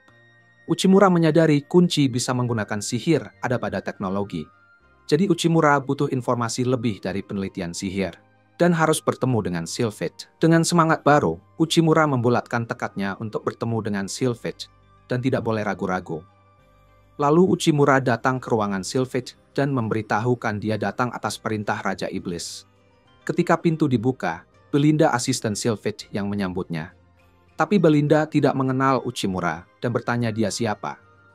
Uchimura mengenalkan dirinya kembali, dan dia adalah orang yang waktu itu pernah mengunjunginya. Dan Uchimura juga berkata bahwa dia adalah salah satu dari 4 jenderal Raja Iblis. Belinda meminta maaf atas kelancangannya dan bertanya ada perlu apa ke sini. Uchimura menjelaskan lagi dia datang ke sini atas perintah Raja Iblis. Dan bertanya apakah Sylphid ada di sini. Tapi Belinda menjawab seperti biasa, Sylphid tidak ada. Namun Uchimura bersikeras bahwa dia sudah buat janji dengan Sylphid di hadapan Raja Iblis. Tapi Belinda tetap berkata bahwa Sylphid tidak ada. Saat Belinda berpikir Uchimura akan pergi, Uchimura menahan pintunya dan berkata, bolehkan dia berbicara dengan Belinda. Lagi-lagi, percakapan itu diawasi Ulmandra dari kejauhan yang menyangka Uchimura sedang menggoda wanita lain. Kesalahpahaman ini berlanjut saat Uchimura masuk ruangan itu dan mengira apa yang akan mereka lakukan berduaan saja di ruangan itu. Di dalam Uchimura ditanya Belinda, ada perlu apa menemui Sylphid dan malah mengganggu Belinda, karena sebenarnya dia sedang sibuk. Uchimura jawab hanya ingin memastikan satu hal, yaitu Belinda sebenarnya adalah Sylphid. Tapi Belinda tetap bilang bahwa dia adalah asistennya Sylphid. Uchimura berkata seperti itu atas 3 hal. Pertama, merasa janggal karena ras iblis yang unggul malah memakai kacamata dan itu digunakan sebagai kamuflase. Kedua, tidak nama Belinda di struktur organisasi pasukan Raja Iblis. Dan yang ketiga, Sylphid sering menyamar untuk membolos dari tugasnya. Belinda akhirnya sadar kalau Uchimura selama ini hanya berpura-pura bodoh. Tapi Uchimura bilang kalau dia benar tidak tahu kalau Belinda menyamar sebagai asistennya Sylphid. Karena sudah ketahuan, Belinda akhirnya mengenalkan dirinya yang asli sebagai salah satu dari 4 jenderal Raja Iblis, Sylphid. Uchimura bertanya lagi apa alasan Sylphid melakukan penyamaran, bahkan sampai menggunakan kostum mata enam itu. Ternyata Sylphid ini seorang pemalas, jadi dia menyamar agar tidak diberi banyak pekerjaan. Uchimura juga bertanya tentang pekerjaan bersamanya, dan meminta sesuatu kepada Sylphid. Tapi Sylphid langsung menjawabnya dengan menjawab tidak mau, dan masa bodoh dengan pekerjaannya. Walaupun Uchimura bilang ini permintaan dari Raja Iblis, Sylphid menjelaskan untuk apa membuat barang yang sudah jadi, itu buang-buang waktu. Tapi Uchimura baru sadar maksud barang sudah jadi itu adalah batu sihir itu sendiri. Lalu Sylphid meminta dia duduk dan memperlihatkan sebuah batu sihir sebagai hadiah karena sudah membongkar identitas aslinya. Batu sihir itu mudah digunakan dan pada bagian dalamnya dilapisi oleh konsep sihir. Batu sihir itu adalah buah dari penelitian panjangnya. Dengan semangat Uchimura, minta agar diproduksi secara massal. Sylphid dengan santai, silahkan saja lakukan itu. Tapi untuk membuat satu buah dibutuhkan 10 juta koin. Uchimura membandingkannya dengan sebuah kacang yang harganya 50 koin. Sylphid memotong, batu sihir ini termasuk barang langka, dan membutuhkan barang bagus yang berlimpah dan jelas biayanya sangat mahal. Dengan nada jahat Sylphid bilang, mari kita buat secara massal. Jika Uchimura mampu menanggung semua biayanya, Uchimura sadar akan misi dari Raja Iblis kali ini. Bagaimana cara membuat barang langka yang harganya setinggi langit ini? Sylphid juga menekankan walaupun Uchimura jungkir balik, dia tidak mau mengeluarkan biaya sepeser pun untuk misi kali ini. Uchimura mulai memikirkan perkataan jungkir balik itu, dan diartikan sebagai membalik pemikiran. Sedikit memiliki ide, Uchimura lalu menanyakan apakah untuk membuat batu sihir, berarti memakai banyak sihir sekaligus kepada Sylphid. Lalu Uchimura berkata kalau benar seperti itu, bagaimana kalau membuat batu sihir untuk satu sihir saja? Belinda lalu tersadar dan membenarkan itu. Mungkin bisa jika pakai batu sihir level rendah dan biayanya menjadi rendah. Lalu, Uchimura memberikan batu sihir miliknya sebagai bahan uji coba. Sylphid jadi semangat setelah pertama kali bertemu Uchimura dengan pemikiran yang berbeda. Lalu Sylphid menjentikkan jarinya dan memunculkan lingkaran sihir yang membuka pintu rahasia yang dia sembunyikan sambil berkata, mereka akan lembur untuk membuat alat sihir baru dan meminta Uchimura harus membantunya sambil ditarik oleh Sylphid ke laboratoriumnya. Ulmandra yang berada di luar bertanya, mereka tidak kunjung keluar walau sudah larut malam. Sambil berusaha membuka pintu, Ulmandra beranggapan saat pria dan wanita berduaan, pasti akan terjadi hal yang diinginkan. Saat hari mulai pagi, terlihat Uchimura dan Sylphid yang kelelahan karena berhasil membuat inovasi baru hanya dalam semalam yang diberi nama Rosemary. Yang berfungsi untuk satu sihir saja dan membuat biaya sangat murah. Dan meminta Uchimura yang kelelahan sebagai uji coba. Uchimura yang kelelahan hanya diberi waktu 1 jam untuk istirahat. Saat ingin keluar, tiba-tiba Ulmandra membuka pintu yang sudah tidak terkunci, menanyakan kenapa dia menginap di sini. Kemudian Uchimura tergeletak dan Ulmandra coba membangunkannya. Sylphid datang dan mengusir Ulmandra karena terlalu berisik. Ulmandra menanyakan wanita sebelumnya, tapi Sylphid menjawab bahwa di sini hanya ada mereka berdua. Tiba-tiba Orly dan Lilim datang memberitahukan ada sekumpulan monster datang menyerang desa-desa. Monster itu bernama Cockatrice. Lalu Lilim menarik Ulmandra untuk mengusir para monster itu atas perintah raja. Sylphid memiliki ide untuk uji coba alat sihir barunya terhadap monster tersebut. Mereka sampai di sebuah ladang hijau dan cocok untuk uji coba. Kemudian Sylphid memasang sihir api sederhana di alat sihirnya dan minta Uchimura untuk mencobanya. Uchimura menanyakan keamanan alat ini. Sylphid bilang alat ini aman. Jika gagal mungkin hanya akan melepas lengan Uchimura. Uchimura kemudian mulai mencobanya. Dengan merasakan aliran darah yang mengalir ke batu itu dan mengumpulkannya di tangan. Lalu muncul bola api di tangan Uchimura yang membuatnya sangat terkejut. Di saat yang tepat, para monster muncul di sana dan memerintahkan Uchimura untuk mengusir mereka dengan melempar bola api itu dan mengenai satu monster itu. Lalu dia coba dengan 3 bola api, hingga membuat Uchimura sangat senang karena bisa menggunakan sihir. Tapi alat itu tiba-tiba pecah, dan apinya pun ikut menghilang. Ternyata, ada satu monster yang sudah ada di depannya, dan bersiap memakannya. Uchimura cuma pasrah merasa akan mati hari ini. Tapi Sylphid melindunginya dengan penghalang dan membuat Uchimura tetap aman. Beberapa monster mulai menyerangnya lagi, tapi Uchimura masih belum bisa menggunakan sihirnya lagi. Uchimura memperlihatkan batu sihirnya yang sudah mulai rusak. Sylphid juga menjelaskan kurang bagusnya alat sihir dengan daya rendah, dan mengatakan uji cobanya ternyata masih gagal. Malam harinya, Uchimura memasak masakan bersama Ajin, hasil dari mengalahkan monster. Di sana Uchimura baru tahu ada Ajin yang lemah seperti mereka. Sylphid kemudian teringat tujuan dia membuat alat sihir. Dia berasal dari keluarga elf pedagang. Karena ada masalah, dia pergi dari rumah. Saat mengembara dia pernah ditolong oleh para Ajin. Dia menyadari Ajin tidak bisa menggunakan sihir dan hidup sengsara. Karena ingin merubah itu, dia mencoba membuat alat sihir, tapi dia lupa karena kesibukan yang ada. Dengan semangat baru, dia mengajak Uchimura harus mensukseskan membuat alat ini. Monster-monster itu pasti akan datang lagi. Tapi bagaimana cara mengusirnya tanpa menggunakan banyak alat sihir level rendah? Dalam lamunan, Uchimura berada di kedai biasa, namun sekarang ditemani Ulmandra.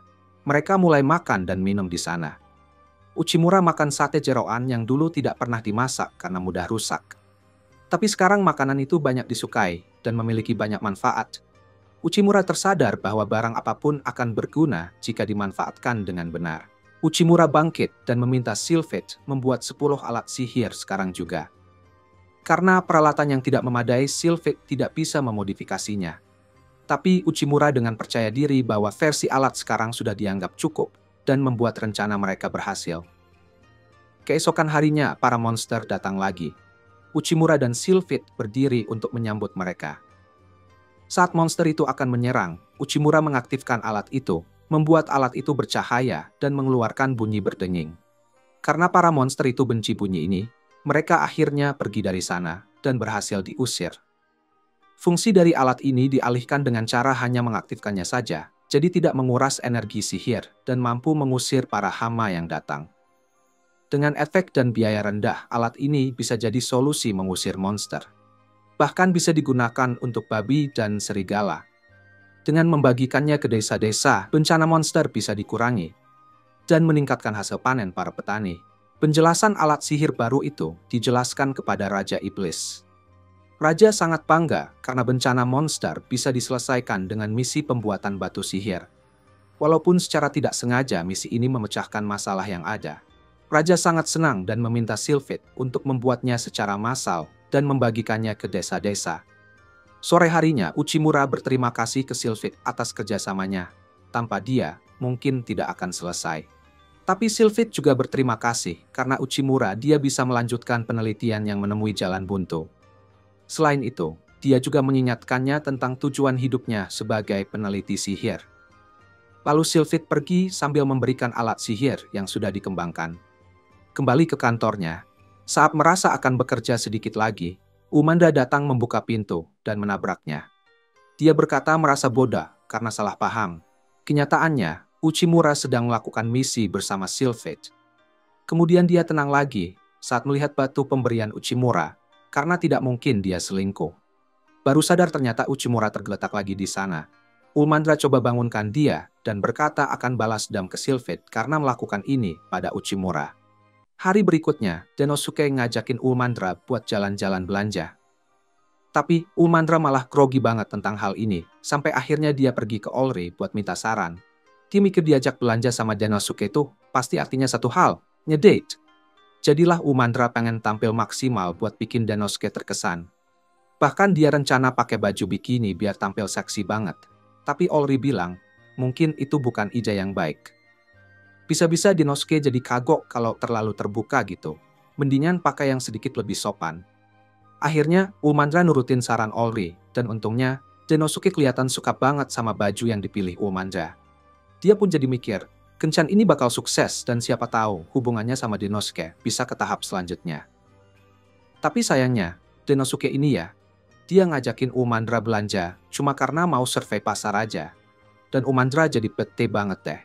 Ketika Umandra sadar kalau ini bukan kencan beneran, dia sebel banget sampai kayak mau meledak. Tapi, dia masih pengen bantu Denosuke, jadi dia nanya penelitian apa yang lagi dilakuin. Denosuke jelasin kalau penting buat dapetin pendapat dari orang lokal, karena bisa kasih dia sudut pandang berbeda dan bantu ningkatin pasukan iblis. Tapi sekarang, dia cuma mau nikmatin pemandangan bareng Umandra, yang bikin Umandra agak kaget, walaupun ini tetap bukan kencan. Pas mereka mampir ke salah satu kios, pemiliknya ternyata ngenalin Denosuke sebagai salah satu jenderal elit pasukan iblis. Denosuke kaget kalau orang-orang tahu siapa dia. Tapi di luar sana emang ada gosip tentang manusia yang dipanggil langsung sama Raja Iblis. Dan setelan Denosuke yang menterang bikin dia jadi pusat perhatian. Pemilik kios itu juga ngenalin Umandra. Dan karena dia sama Denosuke lagi bareng, dia kira mereka lagi kencan. Tapi Umandra langsung bilang kalau enggak. Soalnya Denosuke udah jelas-jelas bilang kalau perjalanan ini buat urusan kerja. Umandra bilang ke pemilik kios bahwa mereka di sini buat melakukan penelitian pasar. Karena itu, si pemilik menawarkan untuk nunjukin barang-barang terbaiknya, termasuk satu set perhiasan dari emas murni. Dan karena dia jarang banget melayani Jenderal Iblis, dia bahkan nawarin diskon kalau mereka beli 2 cangkir ini sekaligus. Pemilik kios mulai jelasin kalau cangkir-cangkir ini biasanya dibeli buat pasangan yang mau nikah. Tapi tanpa berpikir panjang, Denosuke langsung bilang dia mau beli cangkir itu buat dia sama Umandra. Itu bikin Umandra bingung karena kelihatannya Denosuke mulai naksir sama dia. Tapi sebenarnya, Denosuke cuma beli cangkir itu biar bisa dapat info dari pemilik kios. Jadi Umandra lagi-lagi kecewa. Setelah sedikit investigasi lagi, Denosuke duduk bareng Umandra buat minum kopi sambil ngobrolin hasil penelitian mereka. Dari yang dia temuin, aliansi baru dengan wilayah Ajin lainnya diterima dengan baik oleh orang-orang. Jadi budaya mereka bisa nyatu dengan indah. Tapi sayangnya, ini juga menghasilkan beberapa efek samping yang kurang bagus. Jadi, masalahnya, peningkatan populasi bikin kekurangan makanan yang parah banget. Dan harga bahan pokok kayak gimu udah terlampau mahal buat warga. Umandra juga ngeliat harga yang aneh-aneh ini. Dia pergi ke salah satu penjual makanan dan nanya dengan tegas kenapa mereka bikin harganya jadi selangit. Walaupun dia coba pakai kekerasan, penjual itu bilang kalau dia juga nggak mampu turunin harga, karena itu bisa bikin dia bangkrut. Memang harga gimu sedang melambung tinggi, tapi kalau para penjualnya bukan yang nyebabin, berarti ini semua ulah para grosir. Grosir itu yang ngatur distribusi barang setelah beli dalam jumlah besar dari petani. Biasanya sistem ini jalan dengan baik, tapi ada kemungkinan si grosir sengaja naikin harga gimu biar cuan besar. Dan karena para penjual harus beli dengan harga yang tinggi itu, mereka juga terpaksa naikin harga untuk tetap bisa bertahan. Soalnya grosir yang mungkin bikin harga jadi gitu. Umandra mikir seharusnya mereka masuk ke gedung grosir dan minta harga-harga itu dikembalikan ke normal. Tapi Denosuke bilang itu bukan ide yang bagus. Soalnya apa yang dia bilang tentang grosir yang bertanggung jawab itu masih sebatas spekulasi. Mereka nggak bisa ambil risiko bikin grosir marah, karena itu bisa jadi bencana nasional kalau nggak hati-hati. Walaupun penjualan dikelola oleh guild komersial besar yang punya kekuatan cukup, mereka perlu ngumpulin lebih banyak informasi sebelum bertindak. Jadi Denosuke bilang penelitian pasar mereka udah selesai untuk hari ini, tapi masih banyak waktu sebelum mereka balik ke kastil. Dia nanya ke Umandra, ada apa yang pengen dia coba selama waktu kosong ini. Umandra bapa, karena ini bisa jadi kesempatan dia buat punya kencan yang benar-benar asik sama Denosuke. Tapi harapannya hancur karena Jinom tiba-tiba datang. Denosuke kaget lihat dia ada di sini dan nanya apa Jinom juga datang buat belanja. Jadi, Jinom jelasin kalau hari ini adalah hari penting buat rakyatnya. So dia di sini buat beli hadiah untuk orang-orang yang dia sayangi. Dia beli hadiah buat teman-teman di pasukan iblis, tapi dia masih ada masalah sama Umandra. Jadi Umandra gak bakal dapat apa-apa dari dia. Pas lagi ngobrol, tiba-tiba 2 ajin tikus mendekati Jinom dan minta bantuannya buat menyelamatkan toko mereka dari kebangkrutan. Kedua tikus ini kelihatan sangat putus asa Jadi Denosuke dan yang lainnya memutuskan untuk ngikutin mereka kembali ke toko dan nanya apa masalahnya. Pasangan tikus itu menjelaskan kalau mereka udah menjalankan toko itu selama bertahun-tahun dan jual makanan yang namanya chumos. Tapi, tahun demi tahun, penjualan mereka semakin turun. Jadi mereka udah berjuang keras buat tetap bertahan. Tapi baru-baru ini, mereka didatangi sama seorang pedagang besar bernama Butagarian yang memesan dalam jumlah besar ke mereka. Dia bilang bisa dapat untung yang bagus dengan menjual kembali chimos karena harga gimu sekarang ini udah melambung tinggi. Pasangan tikus itu senang banget dengar kabar baik ini. Jadi, mereka kerja keras semalaman, pakai semua bahan yang mereka punya buat memenuhi pesanan Butagarian. Sayangnya, pagi ini, pas seharusnya dia ambil pesanan, dia tiba-tiba batalin kesepakatan dan bilang udah nggak minat lagi. Akhirnya, pasangan tikus itu terjebak dengan stok produk yang melimpah. Dan kalau mereka nggak cepet-cepet ngelakuin sesuatu, mereka bakal bangkrut karena semua uang yang udah terbuang. Masalahnya udah serius banget. Tapi Ginong nggak bisa mikirin cara buat nyelesainya. Akhirnya dia nanya ke Denosuke, karena dia dengar Denosuke itu jago dalam mengatasi masalah. Dia nanya apakah Denosuke punya ide tentang gimana mereka bisa bantu pasangan itu selamatkan toko mereka. Untungnya, dengan informasi yang dia dapat dari pasar tadi, Denosuke bilang dia punya solusi yang tepat. Ginong nanya apakah Denosuke yakin bisa ngurus ini, dan Denosuke meyakinkan dia bahwa rencananya bakal berhasil. Jadi dia bisa serahkan sisanya ke Denosuke. Langkah pertama dari rencana Denosuke adalah minta pasangan tikus itu untuk menyebutkan tujuan mereka. Jadi dia nanya apa yang sebenarnya mereka ingin capai. Chimos ini masa expiry-nya cuma 1 hari. Jadi mereka harus jual semua 300 porsi yang udah dipersiapkan pasangan tikus itu sebelum hari ini berakhir. Denosuke udah nyobain beberapa chimos sebelumnya, dan rasanya mirip-mirip sama mochi dari Jepang. Tapi, ada satu hal penting yang kurang.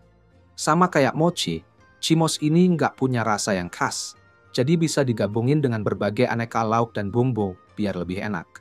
Sekarang yang perlu dilakukan adalah menentukan rasa apa yang mau mereka tambahin ke chimos.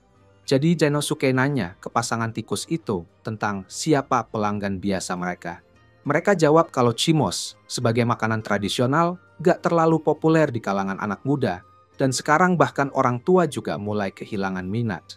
Jujur aja, pasangan itu bisa ngerti kenapa. Soalnya mereka juga mulai bosan dengan rasa yang datar ini. Ulmandra nggak percaya pasangan tikus itu masih milih buat jual chimos. Padahal mereka sendiri udah nggak suka lagi, tapi itu udah di luar konteks. Karena mereka nggak punya banyak waktu sebelum chimosnya jadi basi, Denosuke ngusulin supaya mereka bagi tugas. Dia dan pasangan tikus itu tinggal di sini buat mikir rasa-rasa yang cocok buat chimos. Sementara dia mau Ulmandra pergi ke toko-toko yang ada di daftar yang dia buat dan minta bantuan untuk rencananya. Setelah ngumpulin semua yang mereka butuhin, Denosuke berangkat ke pasar bawa set drum buat menarik perhatian orang. Dia bilang ke orang-orang bahwa hari ini adalah hari Ruya. Jadi mereka semua diundang buat ikutan dalam perayaan yang udah dia siapkan. Orang-orang di kerumunan nampak tertarik karena kelihatannya seru. Tapi mereka nggak tahu hari Ruya itu sebenarnya apa. Jadi Denosuke mulai menjelaskan. Dari yang dia pelajari, hari raya ini berasal dari legenda lama tentang seorang gadis cantik dan seorang pria yang jual chimos. Suatu hari, keduanya kebetulan ketemu di pasar dan langsung jatuh cinta. Tapi ada seorang raja yang pengen menjadikan gadis itu istrinya. Dan karena dia jelas-jelas nggak tertarik dengan tawaran sang raja, si raja jadi cemburu dan melarang gadis itu untuk bertemu lagi dengan pria yang dicintainya. Tapi mereka tetap nyuri-nyuri waktu buat ketemu. Dan di bawah langit malam yang berbintang, mereka berdua makan chimos sambil berharap bisa hidup bareng tanpa harus sembunyi-sembunyi. Tepat saat itu, doa mereka dijawab oleh langit, dan mereka berdua diangkat ke langit malam untuk hidup bahagia selamanya. Legenda inilah yang jadi dasar festival Ruya. Dan katanya, kalau kamu bertukar chimos dengan orang yang kamu cintai dan makan sama-sama, harapanmu bisa jadi kenyataan. Kerumunan orang tampak sangat tertarik dengan cerita Denosuke. Jadi mereka pengen beli chimos dan coba tradisi ini. Kebetulan banget, Denosuke tahu pasangan tikus yang punya stok chimos melimpah. Meskipun banyak orang tahu chimos itu membosankan dan gak punya rasa, setelah berpikir bareng dengan Denosuke, pasangan itu berhasil mengubah pandangan itu dan menciptakan variasi baru yang menarik. Orang-orang mulai beli Chimos dalam jumlah banyak, dan meskipun Ulmandra benar-benar percaya kalau Denosuke bisa menemukan cara untuk menyelesaikan semuanya, tapi dia tetap terkejut melihat Denosuke bisa meyakinkan semua anak muda ini untuk makan camilan yang sebenarnya buat orang tua. Denosuke menjelaskan bahwa ketika popularitas suatu produk mulai merosot, itu bisa dipulihkan dengan mengubah target pasar. Waktu mereka lagi melakukan penelitian pasar, Denosuke sadar kalau ada banyak anak muda dan keluarga mereka di pasar. Jadi siapa lagi yang lebih cocok jadi target kalau bukan mereka? Dengan strategi pemasaran baru dan rasa-rasa yang menarik, Denosuke yakin Chimos bisa jadi produk terlaris di pasar dalam semalam. Bahkan, dia udah mikirin rencana buat buka toko cabang dan ekspansi ke luar negeri buat naikin keuntungan. Tapi Ulmandra langsung ngebaunin dia dari kegilaan bisnisnya. Malam itu, saat kerumunan mulai reda, Denosuke dan Ulmandra pergi untuk bertemu pasangan tikus itu. Dan mereka berdua nggak henti-hentinya mengucapkan terima kasih karena berhasil menjual semua stok mereka berkat bantuan Denosuke dan Ulmandra. Denosuke bilang ke mereka supaya nggak perlu khawatir, karena kesuksesan mereka bukan cuma karena dia saja. Itu juga hasil dari kerja keras mereka sendiri, dan bantuan Ulmandra juga sangat berarti.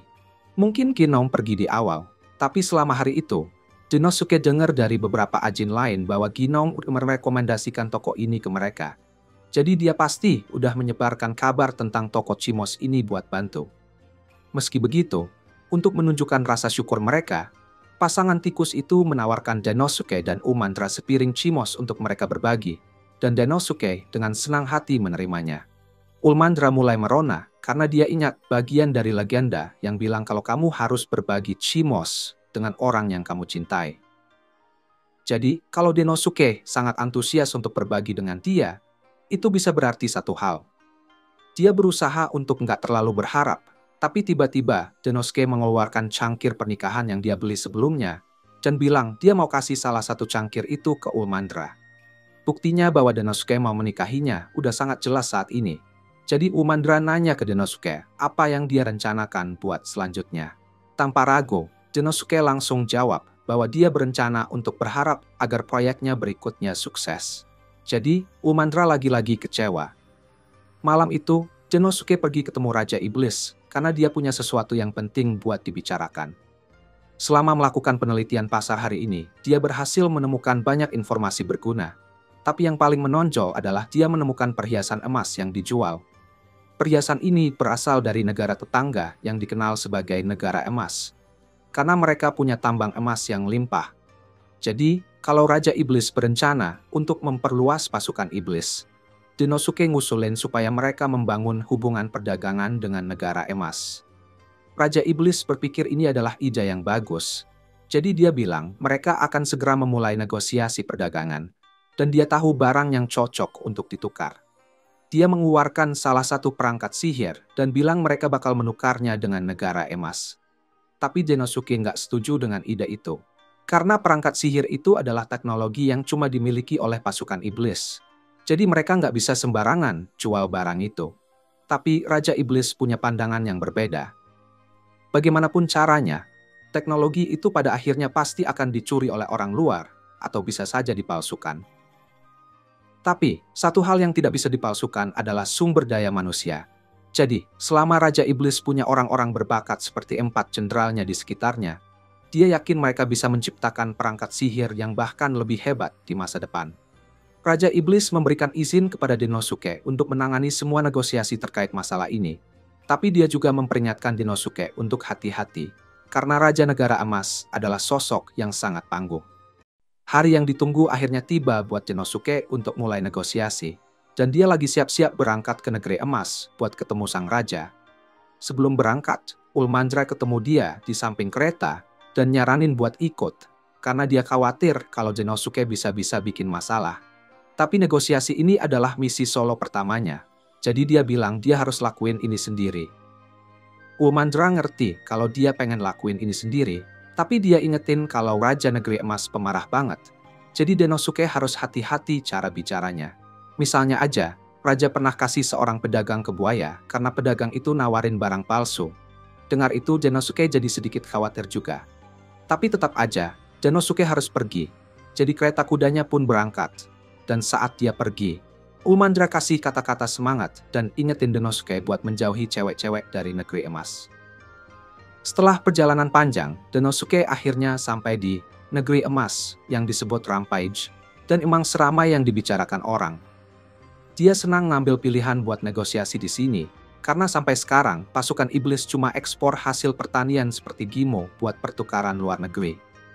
Tapi karena populasi tiba-tiba meningkat, bukan cuma pasukan iblis yang kehabisan stok Gimo, tapi juga harus import hasil tani tersebut. Buat mengatasinya, Denosuke rencanakan tukar barang berharga seperti emas dan tempat terbaik buat dapat emas ya di negara emas ini. Denosuke dapat kesempatan ketemu raja dengan mudah karena posisinya sebagai salah satu jenderal elit pasukan iblis. Dan setelah beberapa saat, Raja Rampage masuk ruang tahta. Denosuke menundukkan kepala untuk menyapa raja dan mulai memperkenalkan diri, tapi rajanya udah tahu semua tentang dia. Raja tahu Denosuke dipanggil dari dunia lain beberapa bulan lalu sebagai salah satu jenderal iblis, dan sejak itu, dia memperluas pengaruh pasukan iblis dan menerapkan beberapa reformasi. Berdasarkan semua cerita, Raja percaya kalau Denosuke orang yang berbakat, tapi masih ada satu hal yang gak dia ngerti. Kalau dia udah jadi salah satu jenderal pasukan iblis selama beberapa bulan, kenapa baru sekarang Denosuke datang menyapa Raja? Raja jelas marah, dan Denosuke gak tahu harus ngomong apa, jadi dia mulai meminta maaf. Tapi dari cara semuanya berjalan, kelihatannya negosiasi bisa gagal bahkan sebelum mulai. Raja kemudian bertanya untuk apa Denosuke datang ke sini. Jadi Denosuke menunjuk benda di belakangnya dan bilang dia bawa hadiah untuk raja. Dia meletakkan koleksi peralatan perak terbaik yang pasukan iblis punya. Tapi ini raja dari negara emas. Jadi dia sangat tersinggung kalau Denosuke berani membawa dia perak sebagai hadiah. Raja jadi marah dan Denosuke minta maaf. Tapi ini sebenarnya adalah bagian dari rencana dia. Dia kemudian mengeluarkan perangkat sihir dan bilang dia akan memberikan ini sebagai permintaan maaf karena raja nggak suka sama perak. Awalnya raja nggak terkesan dengan alat ini karena jelas terbuat dari batu sihir level rendah. Tapi meskipun itu benar, Denosuke memberitahu kalau perangkat sihir ini bisa ngusir binatang sihir. Ini adalah penemuan orisinil dari pasukan iblis, jadi nggak mungkin dapat dari tempat lain. Dan Denosuke kebetulan tahu kalau negara emas punya masalah binatang sihir di tambang. Raja nggak membantahnya. Jadi Denosuke lanjut jelasin bagaimana dia dengar tentang golem batu yang meneror tambang, mengganggu kerja para penambang, dan memaksa raja untuk menyewa pasukan keamanan tambang. Namun, dengan alat sihir ini, dia bisa sepenuhnya menghilangkan kebutuhan akan pasukan keamanan, sekaligus memastikan keselamatan penambang dan meningkatkan produktivitas. Dia lalu menunjukkan koleksi kecil Rosemarine dan bilang kalau ini adalah hadiahnya untuk hari ini. Tapi kalau raja pikir itu berguna, dia dipersilakan untuk membeli lebih banyak dari pasukan iblis. Raja merasa tawaran Denosuke menarik dan jelas ingin membeli lebih banyak, asal Denosuke bisa membuktikan bahwa apa yang dia katakan tentang perangkat sihir itu benar-benar terbukti. Dengan jentikan jari, lampu padam, dan buaya peliharaan raja dilepas tepat di samping Denosuke. Jika Denosuke memang benar soal perangkat sihir ini, maka raja percaya seharusnya nggak ada masalah untuk mengusir buaya itu. Ini cara yang mengerikan sekali buat menguji perangkat sihirnya, dan Denosuke di dalam hati ngerasa panik. Tapi, dia juga yakin dengan performa alat sihirnya, jadi dia mengangkat salah satu perangkat tersebut, lalu mengaktifkannya buat menakut-nakuti buaya. Alat tersebut berfungsi, tapi waktu buaya itu mundur dari Denosuke, dia lihat raja dan memutuskan buat menyerangnya. Denosuke melihat ini dan mencoba menggunakan alat tersebut, menembakkan bola api ke buaya. Tapi ternyata bantuan Denosuke nggak diperlukan, karena raja dengan mudah mengalahkan buaya itu sampai berubah jadi abu. Raja terkesan kalau perangkat sihir itu benar-benar berfungsi, tapi dia juga terkesan dengan Denosuke sebagai pribadi. Walau Denosuke cuma rakyat biasa, dia punya jiwa untuk berdiri di depan raja sebagai seorang setara. Dia berbakat dalam negosiasi dan siap bertindak begitu merasa nyawa raja terancam. Raja jadi suka padanya, jadi dia bilang dia akan membeli Rosemarine dari pasukan iblis. Sebagai pembayaran, dia letakkan 3 batang emas di depan Denosuke. Dengan jumlah ini, Genosuke bilang pasukan iblis bisa mempersiapkan 200 unit dalam sebulan ke depan. Tapi raja orang yang gak sabaran, jadi dia bilang dia cuma kasih waktu seminggu buat mempersiapkan unit tersebut. Untuk kompensasi waktu yang diperpendek, dia keluarkan beberapa ton emas. Negosiasi berjalan sukses, tapi membuat 200 unit dalam seminggu jadi pesanan yang sulit dipenuhi. Genosuke mencoba nanya ke Sylphid, apakah ada cara buat bikin 200 unit tepat waktu? Tapi Sylphid langsung bilang nggak mungkin. Mereka baru aja mulai produksi massal Rosmarin. Tapi untuk genjot sebanyak itu dalam seminggu, jelas nggak masuk akal. Genosuke minta banget biar Sylphid cari cara. Tapi Sylphid bilang dia nggak bisa datengin 50 pekerja ekstra dari antah berantah. Selain itu, permintaan lokal untuk Rosmarin juga lagi naik. Jadi katanya, mereka udah kerepotan dengan kerjaan yang ada sekarang. Sylphid menegur Genosuke karena menerima pesanan besar itu tanpa pertimbangkan beban kerja di lapangan. Dan Genosuke ngaku bisa aja dia salah langkah. Tapi kemudian dia mikirin situasinya dan ingat laporan logistik distribusi Rosmarin beberapa hari yang lalu. Menurut laporan, prioritas sudah diberikan ke area dengan masalah binatang sihir. Jadi secara keseluruhan permintaan Rosmarin seharusnya rendah sekarang. Artinya, Sylphid berdusta tentang kekurangan tenaga kerjanya biar bisa kabur dari kerja tambahan. Sylphid sadar dia udah ketahuan. Jadi dia nggak punya pilihan lain selain setuju memenuhi pesanan. Dan dia janji akan membuat 200 unit minggu depan. Namun tiba-tiba aja, seorang utusan dari negeri emas datang dan bilang bahwa Raja Emas sangat terkesan dengan Rosmarin. Jadi dia minta lebih banyak, dari pesanan 200 jadi 300 sekarang. Dengan kerja keras dan lembur sekian banyak, tim produksi berhasil bikin 300 unit dalam waktu 1 minggu. Dan setelah mereka memenuhi kuota, akhirnya Genosuke bisa santai. Orly mengucapkan selamat karena berhasil memenuhi pesanan. Tapi ngomong-ngomong, dia pengen tahu berapa Genosuke jual Rosmarin. Genosuke bilang, dia berhasil bikin Raja Emas bayar 500.000 satuannya. Jadi untuk 300 unit yang dipesan, totalnya jadi 150 juta. Orly nggak percaya Genosuke berhasil bikin Raja Emas bayar sebanyak itu. Dan dia sendiri juga hampir nggak percaya. Tapi itu semua berkat serangan psikologis yang dipikirkan matang-matang. Karena perangkat ini masih belum dikenal, mereka bisa pasang harga sesuka hati. Jadi untuk establish nilai Rosmarin, Genosuke pertama-tama bawa barang mahal sebagai hadiah untuk Raja. Dia sengaja pilih peralatan perak supaya Raja Emas kesal. Tapi meskipun dia tolak perak ini, dia masih mau mengakui kalau barang tersebut secara objektif berharga. Dengan cara itu, ketika Genosuke bawa keluar Rosmarin, itu otomatis tampak berharga banget. Orly nggak nyangka Genosuke bisa melakukan hal seperti itu, tapi dia benar-benar terkesan. Dia nanya, apakah dia berencana buat nerima bayar pesanan ini juga, tapi ternyata bagian itu justru mengejutkan untuknya. Dia bersyukur banget berhasil menyelesaikan pesanan tepat waktu. Tapi pas momen itu, utusan negara emas datang lagi dan bilang kalau Raja Emas pengen mesan tambahan 100 unit. Genosuke langsung mulai pusing.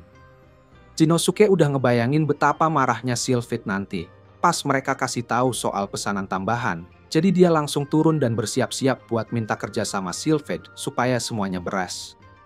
Walaupun Sylphid nggak senang, dia setuju buat bantu penuhi pesanan tambahannya. Dia langsung sewa lebih banyak pekerja dan ngajarin mereka cara bikin Rosmarin. Dengan tambahan pekerja di lapangan, kemajuan mereka stabil untuk menyelesaikan 100 set terakhir. Jadi yang tinggal hanyalah mengirim semuanya. Kalau dipakai terus, Rosmarin ini bisa bertahan sekitar sebulan. Artinya Raja Emas harus terus beli dari pasukan iblis selamanya. Jadi misi ini sukses besar buat Genosuke. Tapi pas dia baru mulai santai, Orly langsung masuk kantor dan bilang kalau Raja Emas baru aja batalin semua pesanannya. Genosuke langsung memohon sama Orly kalau itu semua cuma bercanda. Tapi itu kenyataan. Raja Emas batalin semua pesanan setelah terima 100 set pertama. Ini masalah besar buat mereka karena mereka belum menerima pembayaran emasnya. Dan mereka udah habis-habisan sebagian besar anggaran pasukan iblis buat bahan baku Rosmarin. Karena itu, harus ada pengiritan anggaran. Jadi, pasukan Ajin nggak dapat kiriman senjata baru. Dan para pedagang bingung mau tetap bisnis di negara ini atau pindah ke negara lain. Genosuke kepikiran di mana dia mungkin salah dalam kerjasama ini. Dan khawatir kalau dia udah nyinggung perasaan Raja Emas. Tapi dia juga bertanya-tanya kenapa udah ada replika Rosmarin. Tapi apapun alasannya, dana pasukan iblis udah mengkhawatirkan karena tindakannya dan semangatnya mulai kendor. Jadi dia merasa perlu bertanggung jawab. Dia pergi ketemu Raja Iblis dan bilang kalau semua kekacauan ini salahnya. Raja Iblis nanya, kenapa Denosuke pikir ini salahnya? Denosuke cerita kalau dia udah tahu betapa egois dan gak sabarannya Raja Emas. Tapi dia terlalu senang dengan negosiasi yang berhasil hingga mau ngelakuin apapun buat bantu si Raja. Dia nggak memperhitungkan risiko yang ada. Dia bilang dia siap terima hukuman apapun dari Raja Iblis. Tapi Raja Iblis nggak ada niatan mau menghukumnya. Kadang kita nggak bisa terus-terusan berhasil. Dan seberapa baik pun rencanamu, terkadang tidak sesuai harapan. Jadi Raja Iblis nggak nyalahin Denosuke untuk situasi ini. Yang penting Denosuke belajar dari ini dan jadi lebih baik ke depannya. Denosuke ambil pelajaran dari dorongan semangat si Raja Iblis. Jadi dia keluar dari ruang tahta. Dan hal pertama yang pengen dia lakuin adalah minta maaf secara formal ke orang-orang yang terdampak kejadian ini. Yang pertama adalah pasukan di bawah Gnong yang anggarannya dipotong. Tapi dia ketemu Gnong di bawah tangga. Dan ternyata dia nggak marah sama sekali.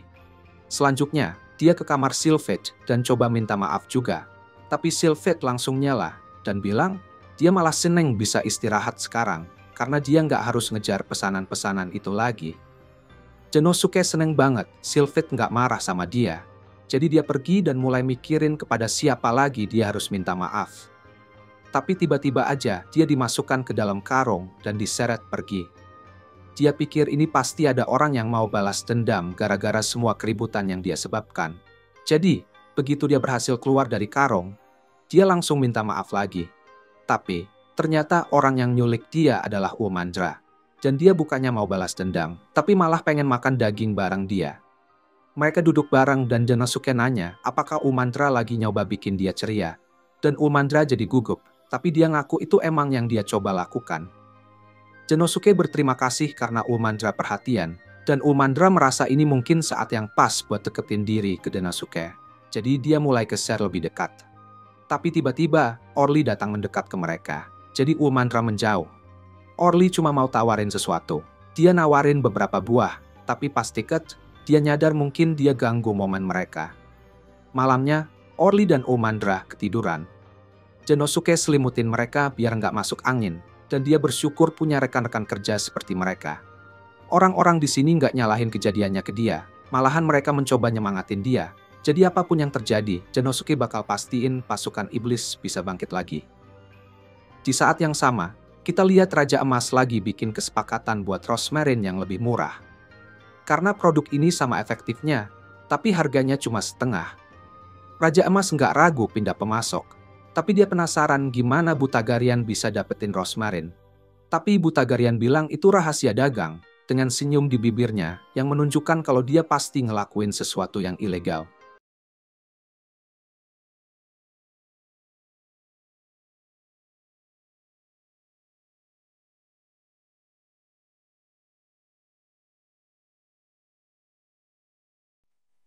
Sekarang Denosuke sudah mengerti situasinya.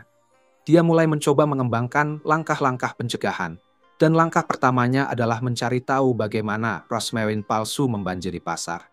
Barang palsu ini diduga dibuat dalam waktu kurang dari sebulan. Tapi semua itu membingungkan bagi Denosuke. Karena biasanya butuh waktu lama bagi seseorang untuk mempelajari ulang Rosmarin dan mencari cara untuk membuatnya. Penjelasan yang paling masuk akal adalah seseorang menjual Rosmarin yang didapat dari pasukan iblis tanpa izin.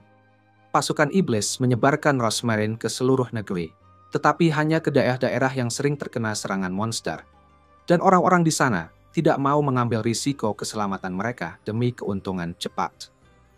Tiba-tiba, Umandra masuk ke kantor Denosuke dan mengatakan kepadanya bahwa Rosmarin yang didistribusikan di dalam kerajaan dilaporkan tidak efektif. Jadi sekarang dia punya lebih dari satu masalah untuk diselesaikan. Dia dan Umandra pergi ke salah satu desa yang melaporkan Rosmarin tidak efektif, dan tempat tersebut telah dirusak sepenuhnya oleh binatang sihir. Baik kepala desa maupun Denosuke tidak mengerti bagaimana hal ini bisa terjadi, karena Rosmarin seharusnya bisa menahan semua binatang sihir. Namun ketika Denosuke mulai menggali tanah untuk melihat apakah ada yang salah dengan rosmarin yang mereka tanam di sini, dia menemukan masalah besar. Ternyata rosmarin tersebut hilang. Denosuke dan yang lainnya memeriksa semua tempat lain di mana rosmarin seharusnya disembunyikan. Dan ternyata benar, semua rosmarin hilang dari lokasinya. Penemuan ini membuat Denosuke percaya bahwa seseorang mencuri rosmarin, tapi dia perlu memastikan sebelum mengambil tindakan. Jadi dia meminta Ulmandra untuk membantunya membuat peta semua desa yang telah melaporkan kehilangan rosmarin. Setelah menyusun rencana, Denosuke membawa Ulmandra keluar larut malam untuk melakukan penyelidikan. Tetapi dia tidak mengerti mengapa mereka datang ke desa ini, karena tidak ada keluhan dari sini. Saat itulah Denosuke melihat ada gerakan di lapangan, jadi dia menyuruh Ulmandra untuk diam saja, sementara mereka bersembunyi di belakang pohon. Mereka melihat dua orang mencurigakan berlari-larian, dan pada akhirnya menarik satu rosmarin dari tanah. Tapi saat orang-orang mencurigakan itu hendak pergi, mereka dihadang oleh Denosuke dan Ulmandra. Inilah yang memang sudah dicurigai oleh Denosuke, dan ini menjelaskan mengapa barang palsu memiliki kualitas sama, tetapi dijual dengan harga sangat rendah. Seseorang mempekerjakan pencuri untuk mencuri barang asli dan menjualnya kembali. Dan karena semua barang itu dicuri, dalang di balik ini semua bisa menjual rosmarin dengan harga yang sangat rendah, namun tetap mendapatkan keuntungan besar. Denosuke meminta pencuri untuk memberitahunya siapa majikan mereka, tetapi pencuri itu tidak mau memberikan informasi apapun, dan salah satu dari mereka menyerang Denosuke dengan cakarnya. Untungnya, Ulmandra datang membantu Denosuke dan menjatuhkan pencuri itu. Yang satunya juga mencoba menyerangnya, tetapi dia juga tersungkur. Sehingga kedua pencuri itu sadar bahwa mereka tidak punya kesempatan dan mulai melarikan diri. Ulmandra hendak mengejar mereka agar tidak kabur. Tetapi Denosuke mengatakan bahwa tidak perlu karena rosmarin yang baru saja mereka curi itu seperti bom waktu. Keesokan harinya, Butagarian menerima rosmarin curian dan seperti yang direncanakan, dia mempersembahkannya kepada Raja Emas sesuai permintaan. Raja Emas sangat senang dengan pekerjaan Butagarian, karena dia telah menyiapkan produk yang sama bagusnya dengan milik pasukan iblis dan menjualnya dengan setengah harga. Dia bahkan berhasil membuat lusinan rosmarin dalam satu malam, yang seharusnya tidak mungkin dilakukan, tetapi Raja Emas tidak mau memikirkan hal itu terlalu banyak. Dia memuji Butagarian sebagai seorang pedagang yang luar biasa, dan Butagarian menerima pujian tersebut karena dia bangga melakukan apapun untuk membuat pelanggannya bahagia. Jika belum jelas, Butagarian adalah seorang pedagang yang sangat kaya, tapi dia tidak jujur. Dia mendapatkan semua uangnya dengan membeli barang-barang dengan harga murah dan menjualnya dengan harga mahal, yang biasanya tidak begitu buruk. Tetapi, cara dia menjalankan bisnis sangat licik. Ketika dia pertama kali mendengar tentang kerajaan Rampage yang membentuk kontrak dengan pasukan iblis, Butagarian segera tahu ini akan menjadi kesempatan besar untuk mendapatkan keuntungan cepat. Jadi dia mendapatkan satu rosmarin dan mencoba agar para pengrajinnya bisa meniru. Namun sayangnya, pengrajinnya mengatakan bahwa itu terlalu rumit untuk dibuat ulang. Jadi Butagarian beralih ke pilihan terbaik berikutnya. Dia mencuri rosmarin langsung dari pasukan iblis. Tentu saja, apa yang dia lakukan sangatlah ilegal dan tidak bermoral juga. Tetapi selama Butagarian mendapatkan emasnya, dia tidak peduli apa yang harus dilakukannya. Dia meninggalkan kerajaan Rampage dengan kereta penuh emas, dan beberapa hari kemudian, dia kembali dengan lebih banyak rosmarin curian untuk dijual ke Raja Emas. Namun, saat dia mendekati gerbang depan, dia dihentikan oleh penjaga. Para penjaga memberitahu bahwa Raja Emas telah memerintahkan penangkapannya, jadi mereka menangkap Butagarian dan membawanya ke ruang singgasana Raja. Butagarian tidak mengerti apa yang terjadi, dan bertanya kepada Raja mengapa dia dibawa secara paksa ke sini. Jadi Raja mengeluarkan salah satu rosmarin yang telah dijual Butagarian padanya pada kunjungan sebelumnya dan menghancurkannya, karena itu palsu. Semua rosmarin yang dibawa Butagarian adalah palsu, jadi dia ingin penjelasan. Butagarian tidak percaya dan mencoba meyakinkan Raja bahwa ini hanya kesalahpahaman, karena dia tidak akan pernah mencoba menjual barang cacat kepada orang sepertinya. Tetapi kesabaran Raja lebih tipis daripada tisu. Jadi Butagarian tidak bisa mengelak dari ini. Lebih parah lagi, ada seseorang di sini yang punya sesuatu untuk dikatakan. Jadi Denosuke keluar dari bayang-bayang dan memperkenalkan dirinya kepada Butagarian. Butagarian jadi lebih gugup daripada sebelumnya, karena dia pernah mendengar rumor tentang Genosuke, jenderal pasukan iblis yang sangat menakutkan. Konon katanya dia punya kekuatan untuk menaklukkan Minotaur dan makhluk setengah manusia kuat lainnya sesuai kehendaknya, dan telah mencapai banyak hal hanya dalam beberapa bulan. Tanpa diragukan lagi, dia adalah orang yang paling menakutkan di pasukan iblis. Jadi Butagarian ketakutan dengan apa yang mungkin dilakukan Genosuke padanya. Genosuke memulai pernyataannya dengan menjelaskan bahwa baru-baru ini, seseorang telah mencuri Rosmarin dari pasukan iblis. Dan dia punya alasan untuk percaya bahwa Butagarian berada di balik semua itu. Itulah sebabnya, untuk menghentikan pencurian tersebut, Genosuke telah mengembangkan ini. Sebuah replika sempurna dari Rosmarin. Pada pandangan pertama, ini tampak identik dengan yang asli, tetapi sebenarnya tidak berfungsi. Desainnya sangat bagus, sehingga bahkan raja tidak bisa mengatakan bahwa itu palsu. Dan Genosuke merasa berhutang budi pada Sylphid atas desain yang sempurna. Setelah menyadari bahwa ada seseorang yang mencuri Rosmarin, dia pergi ke Sylphid untuk meminta bantuan membuat replika Rosmarin. Awalnya, Sylphid menolak karena sesuatu seperti itu butuh banyak usaha. Tetapi Genosuke kelihatan sangat putus asa, jadi dia setuju untuk melakukannya. Tapi dengan syarat Genosuke harus membawakannya kue. Setelah Sylphid selesai membuat Rosmarin palsu, Genosuke menggunakan peta desa untuk mencari tahu desa mana yang kemungkinan besar akan jadi target pencurian berikutnya, dan datang ke sana lebih awal untuk memasang jebakan. Seperti yang sudah diduga, pencuri muncul dan mencuri Rosmarin palsu. Tapi anehnya, Butagarian memiliki Rosmarin palsu itu. Butagarian menyadari bahwa dia dalam masalah besar karena semua ini adalah bagian dari rencana Genosuke untuk mengungkapnya. Dan Genosuke melakukannya di depan Raja Emas juga. Jadi tidak ada kesempatan bagi Butagarian untuk lolos. Bagaimanapun caranya, peluangnya untuk bertahan hidup hampir tidak ada lagi. Jadi Butagarian memakai cara terakhirnya dan mulai memohon untuk hidupnya. Dia meminta maaf kepada Raja atas perbuatannya, tetapi berkata bahwa dia hanya mencuri Rosmarin agar bisa memberikan kesepakatan terbaik kepada Raja. Jadi dia tidak tahu bahwa itu salah. Dia sadar betapa bodohnya argumen itu terdengar, tapi tidak masalah asalkan bisa membuat Raja mengampuni hidupnya. Tapi sayangnya, untuk Butagarian, kemurahan hati bukanlah salah satu keahlian Raja. Jadi dia menyatakan bahwa dia menghukum Butagarian mati. Dia menggunakan kekuatannya untuk menciptakan kandang petir di sekitar Butagarian, dan kemudian menjatuhkan aligator dari langit-langit untuk makan siang. Butagarian berteriak ketakutan ketika melihat aligator lapar mendekatinya, dan ketika dia perlahan diserang olehnya, dia mencoba melarikan diri, tetapi tidak ada tempat tujuan. Rasa putus asa mulai meresap saat Butagarian menerima kenyataan bahwa dia akan mati di sini.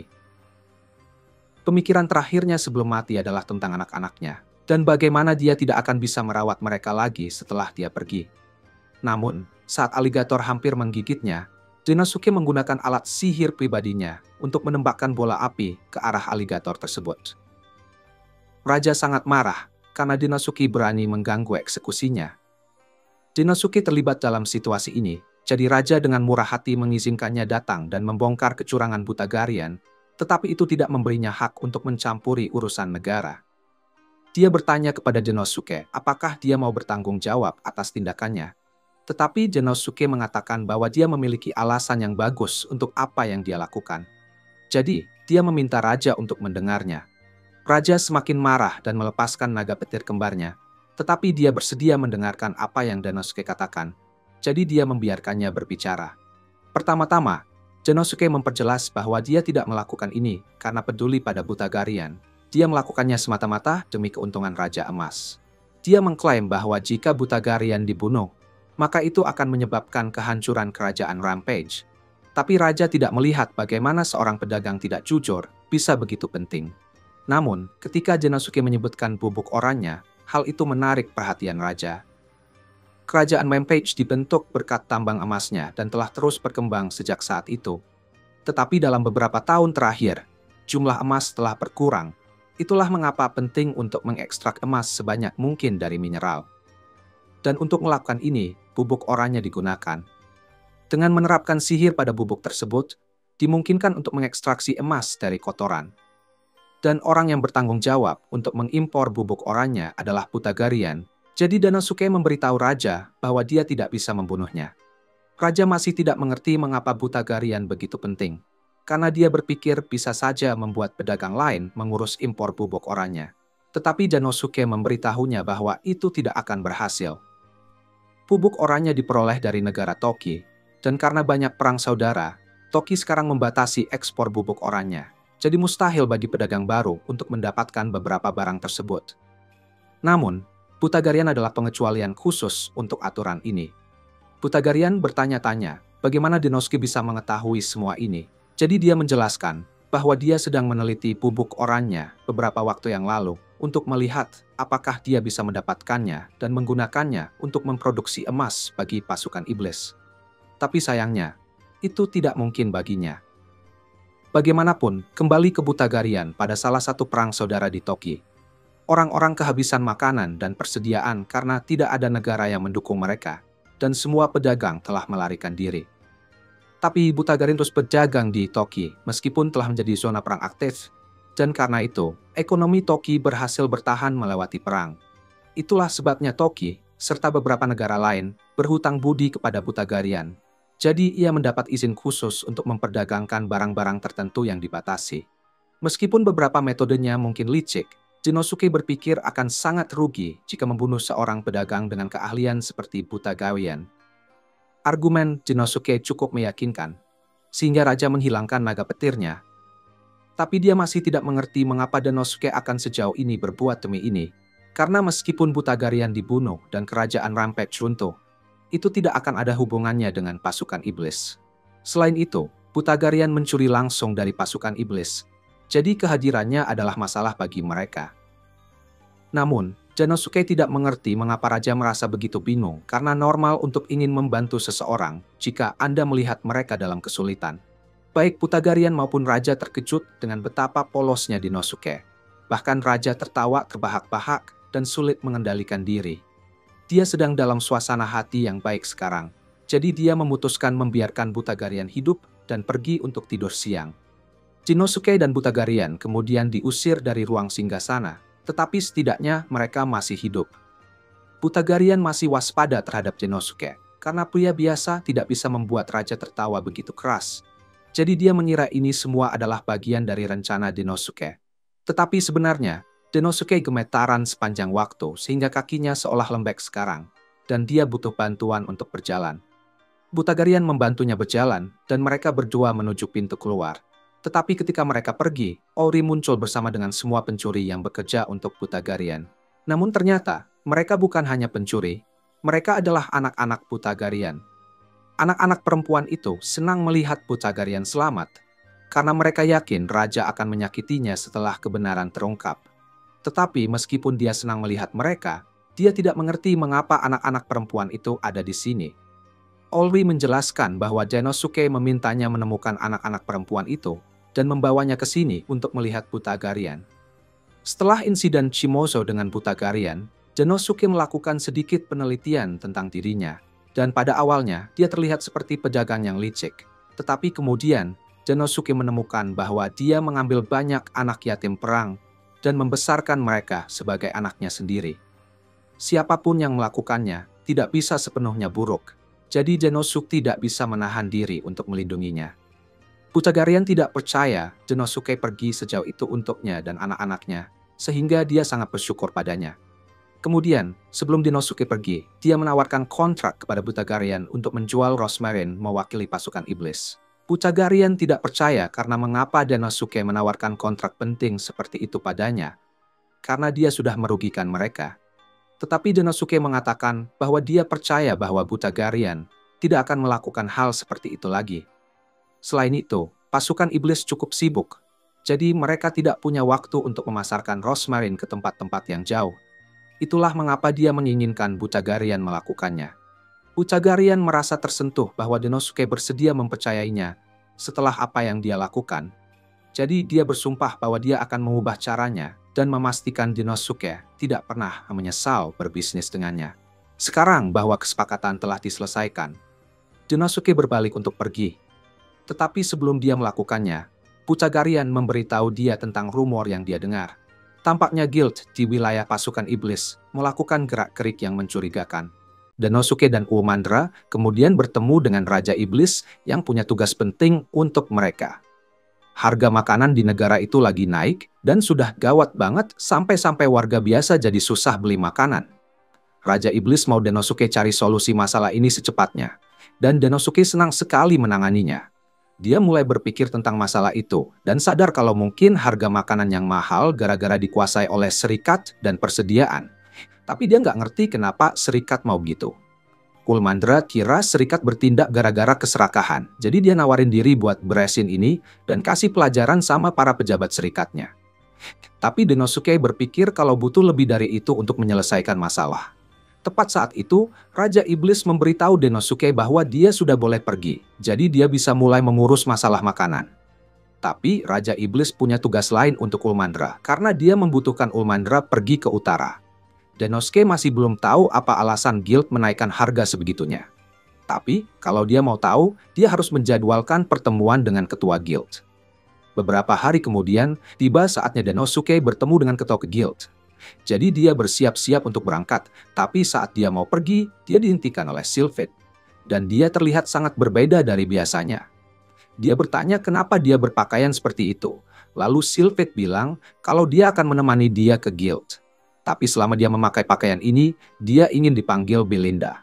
Ada sekelompok elf yang memegang posisi penting di dalam guild. Jadi dia pikir akan lebih mudah bagi Denosuke kalau dia punya teman elf saat berdiskusi.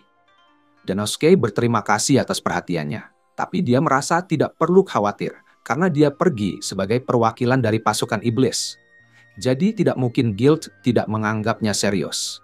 Saat mereka tiba di guild, dan seperti yang Belinda khawatirkan, mereka memang tidak dianggap serius, karena mereka harus menunggu selama 4 jam sebelum pemimpin guild akhirnya keluar untuk menemui mereka.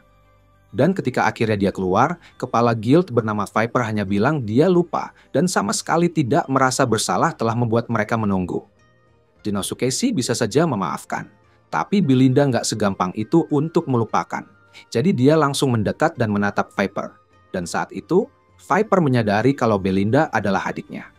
Mereka memang saudara, tapi mereka sudah bertahun-tahun gak ketemu semenjak Belinda diasingkan dari keluarganya.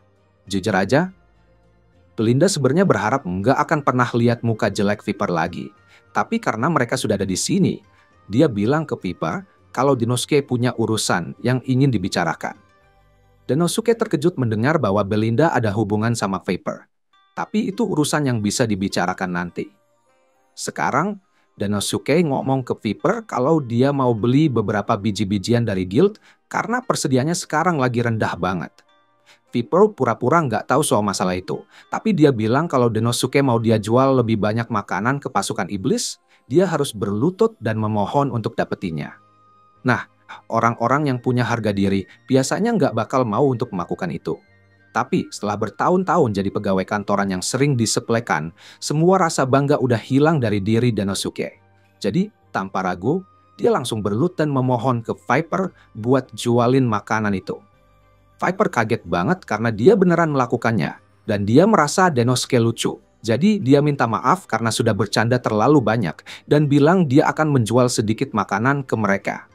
Tapi dia jual dengan harga 50.000 emas untuk satu kantong gimo, yang jelas banget sangat tidak masuk akal. Tapi dia bilang kalau mereka nggak mau bayar harganya, ya udah nggak usah beli. Sebelum pergi, dia kasih sedikit nasihat buat Denosuke. Dia bilang kalau Denosuke terlalu sembrono dengan harga dirinya. Karena kalau terus-terusan merendahkan diri di depan orang lain, bakal bikin orang lain menertawakannya. Gak ada lagi yang bisa Denosuke atau Belinda lakukan. Jadi mereka pergi, meninggalkan guild. Setelah mereka keluar, Belinda masih marah dan bilang kalau mereka harusnya bakar saja tempat itu sama si Viper. Tapi Denosuke merasa itu keterlaluan. Belinda nggak ngerti kenapa Denosuke bisa setenang itu, padahal dia tadi dipermalukan tanpa alasan. Buat Denosuke, berlutut nggak cukup buat bikin dia kehilangan harga diri. Jadi dia nggak terlalu memikirkannya. Dia masih nggak percaya kalau ketua guild ternyata adiknya Sylphid. Terus, Sylphid memutuskan buat cerita semuanya. Telehir Jiyokos Dagiev. FL Sitsin Shepurmananyas, biasanya mereka kawin campur dengan spesies lain. Sylphid sendiri adalah perpaduan antara elf dan elf, sementara Viper adalah perpaduan antara elf dan Kadau. Karena perkawinan campuran ini, anak-anaknya sering lahir dengan ciri-ciri dari spesies campuran mereka. Jadi ada beberapa yang jadi terobsesi untuk mengumpulkan kekayaan dan ketenaran. Dan obsesi itu membuat mereka membakar desa elf dan menjual saudara mereka sendiri untuk keuntungan. Sylphid merasa jijik dengan perilaku mereka, sehingga dia meninggalkan Lord Pent, dan sejak saat itu dia tidak ada urusan lagi dengan mereka. Tapi sekarang dia tahu kalau kakak bejatnya terlibat dengan guild, dia tidak akan membiarkannya begitu saja. Denosuke ngerti banget gimana perasaan dia, tapi dia berharap kalau saja dia kasih kesempatan buat ngomong sama Viper sebelum mulai berantem. Tapi ya sudahlah, Sylphid nanya ke Denosuke, apa rencana dia sekarang? Karena nggak mungkin banget mereka bisa bayar harga konyol yang ditetapkan Viper. Denosuke mulai mikirin rencana yang bagus, tapi tiba-tiba ada seorang gadis kecil datang dan memohon padanya untuk menyelamatkannya dari keluarga Lord Pent. Nama gadis itu Neya, dan dia cerita ke Denosuke kalau dia dipaksa kerja buat keluarga Lord Pent, dan dia pengen bantuan Denosuke buat ngungkapin semua kejahatan yang mereka lakuin. Denosuke memperhatikan gadis itu dengan seksama dan memutuskan untuk membantunya karena dia imut. Tapi sebelumnya, dia ingin membelikan pakaian yang layak. Dia membawa Neya ke toko dan memilihkan gaun ungu untuknya. Kamu bisa melihat kalau Denosuke senang, tapi Sylphid mulai curiga kalau Denosuke menyukai gadis kecil. Selanjutnya, Denosuke bertanya ke Neya apakah dia mau jadi pembocor rahasia tentang keluarga Lord Pent, dan Neya setuju. Jadi, Denosuke mengajaknya ke restoran agar bisa mendengar ceritanya. Menurut Neya, keluarga Lord Pent memisahkannya dari keluarganya dan memaksanya bekerja untuk Guildmaster. Ada banyak orang lain seperti dia yang terpaksa bekerja dengan gaji sangat kecil, dan ini tentu saja buruk. Tapi Denosuke bertanya, apakah dia punya informasi lain yang bisa diberikan? Neya juga bilang kalau ada gosip yang menyebar di kota tentang bencana yang akan datang, yang bakal bikin susah untuk membeli makanan. Tapi semua gosip itu sebenarnya disebarkan oleh guild untuk menakut-nakuti orang.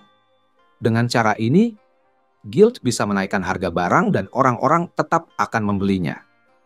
Selain itu, guild juga sudah beli banyak dari stok Gimu yang ada dan membatasi aksesnya, supaya mereka bisa untung lebih banyak.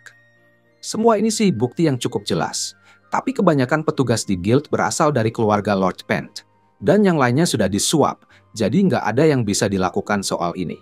Serikat pedagang yang awalnya dibuat untuk kebaikan bersama, sekarang sudah dikuasai oleh keluarga Lord Pent demi kepentingan serakah mereka. Denosuke berencana untuk menindak mereka. Tapi untuk itu, dia butuh bukti yang kuat. Sylphid berpikir akan lebih mudah kalau mereka menangkap Viper di gang gelap dan memberinya pelajaran keras. Meskipun cara itu memang bisa menyelesaikan sebagian masalah mereka, Denosuke ingin melakukannya dengan cara yang adil. Viper mengendalikan orang-orang dengan menggunakan uang sebagai senjatanya.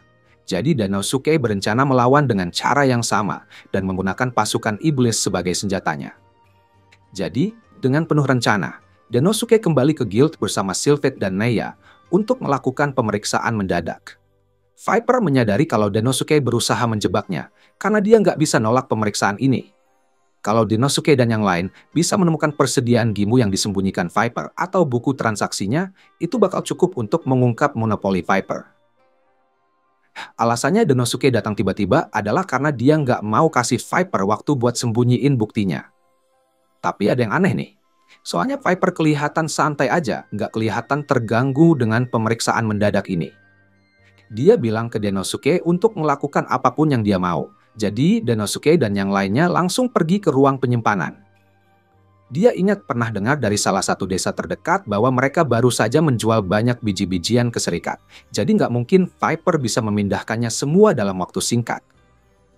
Tapi pas Denosuke buka pintu ruang penyimpanan, dia kaget banget karena ruangannya kosong melompong. Dia nggak bisa percaya dengan apa yang dia lihat. Dan seolah-olah memperparah keadaannya, Viper bareng para pejabat serikat lainnya muncul di belakangnya dan mulai ketawa karena rencana Denosuke gagal. Denosuke bisa lihat bekas gesekan di lantai, jadi dia tahu biji-bijian itu memang pernah ada di sini. Sebagai usaha terakhir untuk menangkap Viper, dia bertanya bagaimana mungkin guild sama sekali tidak memiliki Gimu di gudang. Tapi Viper hanya menjelaskan dengan enteng, mengatakan bahwa dia menemukan pembeli untuk itu kemarin. Itu jelas bohong. Tapi buktikan saja itu di pengadilan.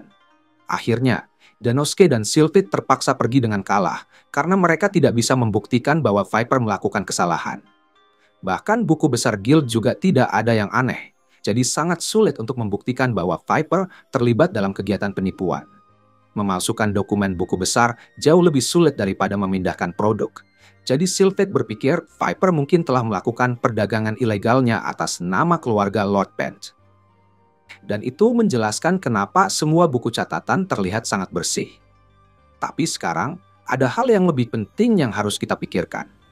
Sudah jelas kalau Viper sudah mempersiapkan diri untuk pemeriksaan mereka sejak awal.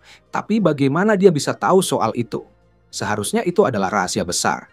Tapi dia tetap bisa mengetahuinya dan bahkan punya cukup waktu untuk menyembunyikan bukti. Itu pasti berarti dia mendapat informasi dari orang dalam. Dan melihat situasinya, mungkin hanya ada satu orang. Sementara itu, di markas, Viper tertawa terbahak-bahak karena merasa berhasil membuat Sylphid dan Danosuke nampak bodoh, dan dia tidak bisa melakukannya tanpa bantuan Neya. Jadi, dia memuji Neya karena sangat pandai menusuk dari belakang. Neya mengucapkan terima kasih dengan wajah datar karena dia hanya melakukan apa yang diperintahkan. Tapi dia penasaran gimana caranya Viper bisa menyembunyikan semua gimo itu. Jadi dia bertanya di mana tempatnya. Ekspresi Viper langsung berubah jadi dingin, dan Neya sadar dia mungkin sudah membuat Viper marah dengan pertanyaan itu. Jadi dia tegang ketakutan dan bersiap-siap untuk dipukul lagi. Tapi untungnya, Viper lagi dalam suasana hati yang baik, jadi dia cuma mengelus kepala Neya, dan bilang kalau dia menyimpan semua gimo itu di karavan. Viper punya banyak pengalaman dengan kuda yang menarik gerobak buat angkut barang, jadi pakai itu buat simpan gimo sementara gampang banget. Dia akan membawa semuanya kembali ke Guild, begitu dia tahu itu aman. Ngomong-ngomong soal aman, dia bilang ke Neya kalau orang tuanya masih aman untuk sekarang. Tapi, apakah mereka tetap aman sepenuhnya tergantung pada tindakan Neya. Neya lahir dari keluarga Lord Bent, tapi cabangnya adalah yang paling rendah di antara semuanya. Jadi suatu hari, Viper tiba-tiba datang ke rumah orang tuanya dan menuntut untuk membawa Neya karena dia butuh sekretaris baru. Orang tuanya nggak mau. Tapi mereka nggak bisa menolak perintah dari rumah utama. Jadi mereka terpaksa menyerahkan Neya. Setelah itu, Neya terus-menerus menghadapi perlakuan buruk dari Viper. Karena dia nggak suka bagaimana wajah Neya mengingatkannya pada kakak perempuannya. Suatu hari, dia memanggil Neya ke kantornya dan mengatakan Panya untuk menjadi mata-mata baginya. Dia tahu Danosuke adalah orang yang lembut hatinya. Jadi jika dia melihat seorang gadis kecil yang menyedihkan, pasti dia akan merasa iba meskipun gadis itu tampak mencurigakan. Neya tidak tahu apa yang akan terjadi jika dia ketahuan. Tapi dia tidak bisa menolak perintah Viper demi orang tuanya. Sore itu, Danosuke berjalan-jalan di kota dan merasa sedih karena melihat banyak orang yang muram dan kelaparan. Jadi dia merasa harus melakukan sesuatu untuk membantu. Dia begitu larut dalam pikirannya sampai-sampai tidak menyadari bahwa Ulmandra berdiri tepat di depannya. Akhirnya, Ulmandra berhasil membuatnya tersadar dan Danosuke terkejut melihatnya. Karena dia pikir si Raja Iblis mengirimnya dalam misi ke utara. Ulmandra bilang kalau itu benar, tapi dia baru saja kembali dan dia juga membawa beberapa oleh-oleh. Dia dikirim ke utara untuk mengatasi beberapa Wyvern yang meneror desa-desa di sana.